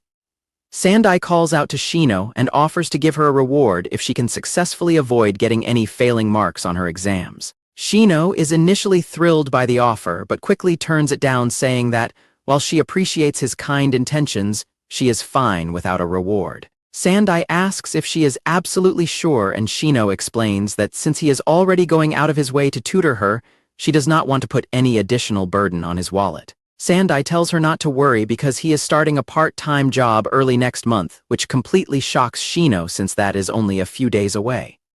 Sandai explains that he only got accepted recently and simply missed the right timing to tell her, leaving Shino quietly processing the news. Shino worries about what will happen to their regular meetups after her work shifts, but Sandai reassures her that he will arrange his schedule so they can still meet. Shino leans in close to ask about his new workplace, demanding to know what he will be doing and if there will be other girls there. Shino stares at Sandai, suspicious of what his environment will be like. Sandai explains that he will be working as a cleaner at the newly opened aquarium and admits that there are indeed women there, including the female deputy manager. Sandai adds that his cleaning duties mean he will not be socializing much, but Shino immediately asks how old the deputy manager is, and Sandai admits he cannot quite remember. Shino admits that she wants to see him in work mode and asks if she can visit the aquarium once it opens, and Sandai says she can, while warning her that it will not be very exciting. Shino turns to Sandai and passionately explains that her desire to visit has nothing to do with whether the aquarium is interesting, but simply because she wants to see him. Sandai starts to feel nervous thinking about Shino, who once kicked the class representative watching him on his first day on the job. Sandai suddenly realizes that because his cleaning shifts end before Shino finishes her own part-time job, she will never actually be able to visit him anyway. Relieved by this realization, Sandai agrees that she can visit and says he looks forward to it, which makes her happy, while he privately hopes everything will turn out fine. Sandai tells her that he is doing fine financially, and that she should not hesitate to ask for anything, adding that he will speak up if she requests something beyond his means. Sandai suggests she can take her time deciding, and that they can think about it together once she secures passing grades, prompting Shino to happily thank him. An announcement sounds over the train speakers, and Sandai points out that they have almost arrived at her stop. The train travels past quiet rural fields and dark landscapes as it approaches their destination. After getting off the train, Shino points out the direction of her home toward a nearby market district, which Sandai notes he had briefly glimpsed from the train window. Shino explains that her family runs a small tofu shop, which is also their house, though she notes it looks like it might collapse at any moment and is only open for 3 hours a day. Shino explains that because they spend their time making tofu and making deliveries, they cannot keep the shop open for long, especially since they live in a rural area where few customers visit. Shino mentions that her parents manage the shop on their own, but she admits that tofu is very cheap and the business is not particularly profitable. Shino falls silent for a brief moment as Sandai watches her closely. Shino smiles softly and explains that she wanted to work her part-time job to at least cover her own living expenses. Sandai quietly recalls how she had previously mentioned working a part-time job simply because she did not have any money. Sandai and Shino walk together along the quiet street at night. Sandai asks if living in a tofu shop means she can eat as much tofu as she wants. Shino replies that while she is not actually a big fan of tofu, though she admits she used to eat a lot of it a long time ago. Shino explains that she stopped eating it so much after learning something that caught her attention, asking Sandai to promise he will not laugh. Shino blushes and reveals there was a rumor that eating a lot of tofu causes a girl's chest to grow extremely large. Shino mentions that her chest grew very large during her final years of primary school, while Sandai is completely shocked to hear about such a rumor. Shino explains that she had been desperately searching for a way to stop her chest from growing any bigger when she stumbled across the tofu rumor online during middle school, which made her immediately stop eating it. Shino confesses that she hated when boys would ogle her chest, leading Sandai to privately realize this might be why she is so uncomfortable around boys.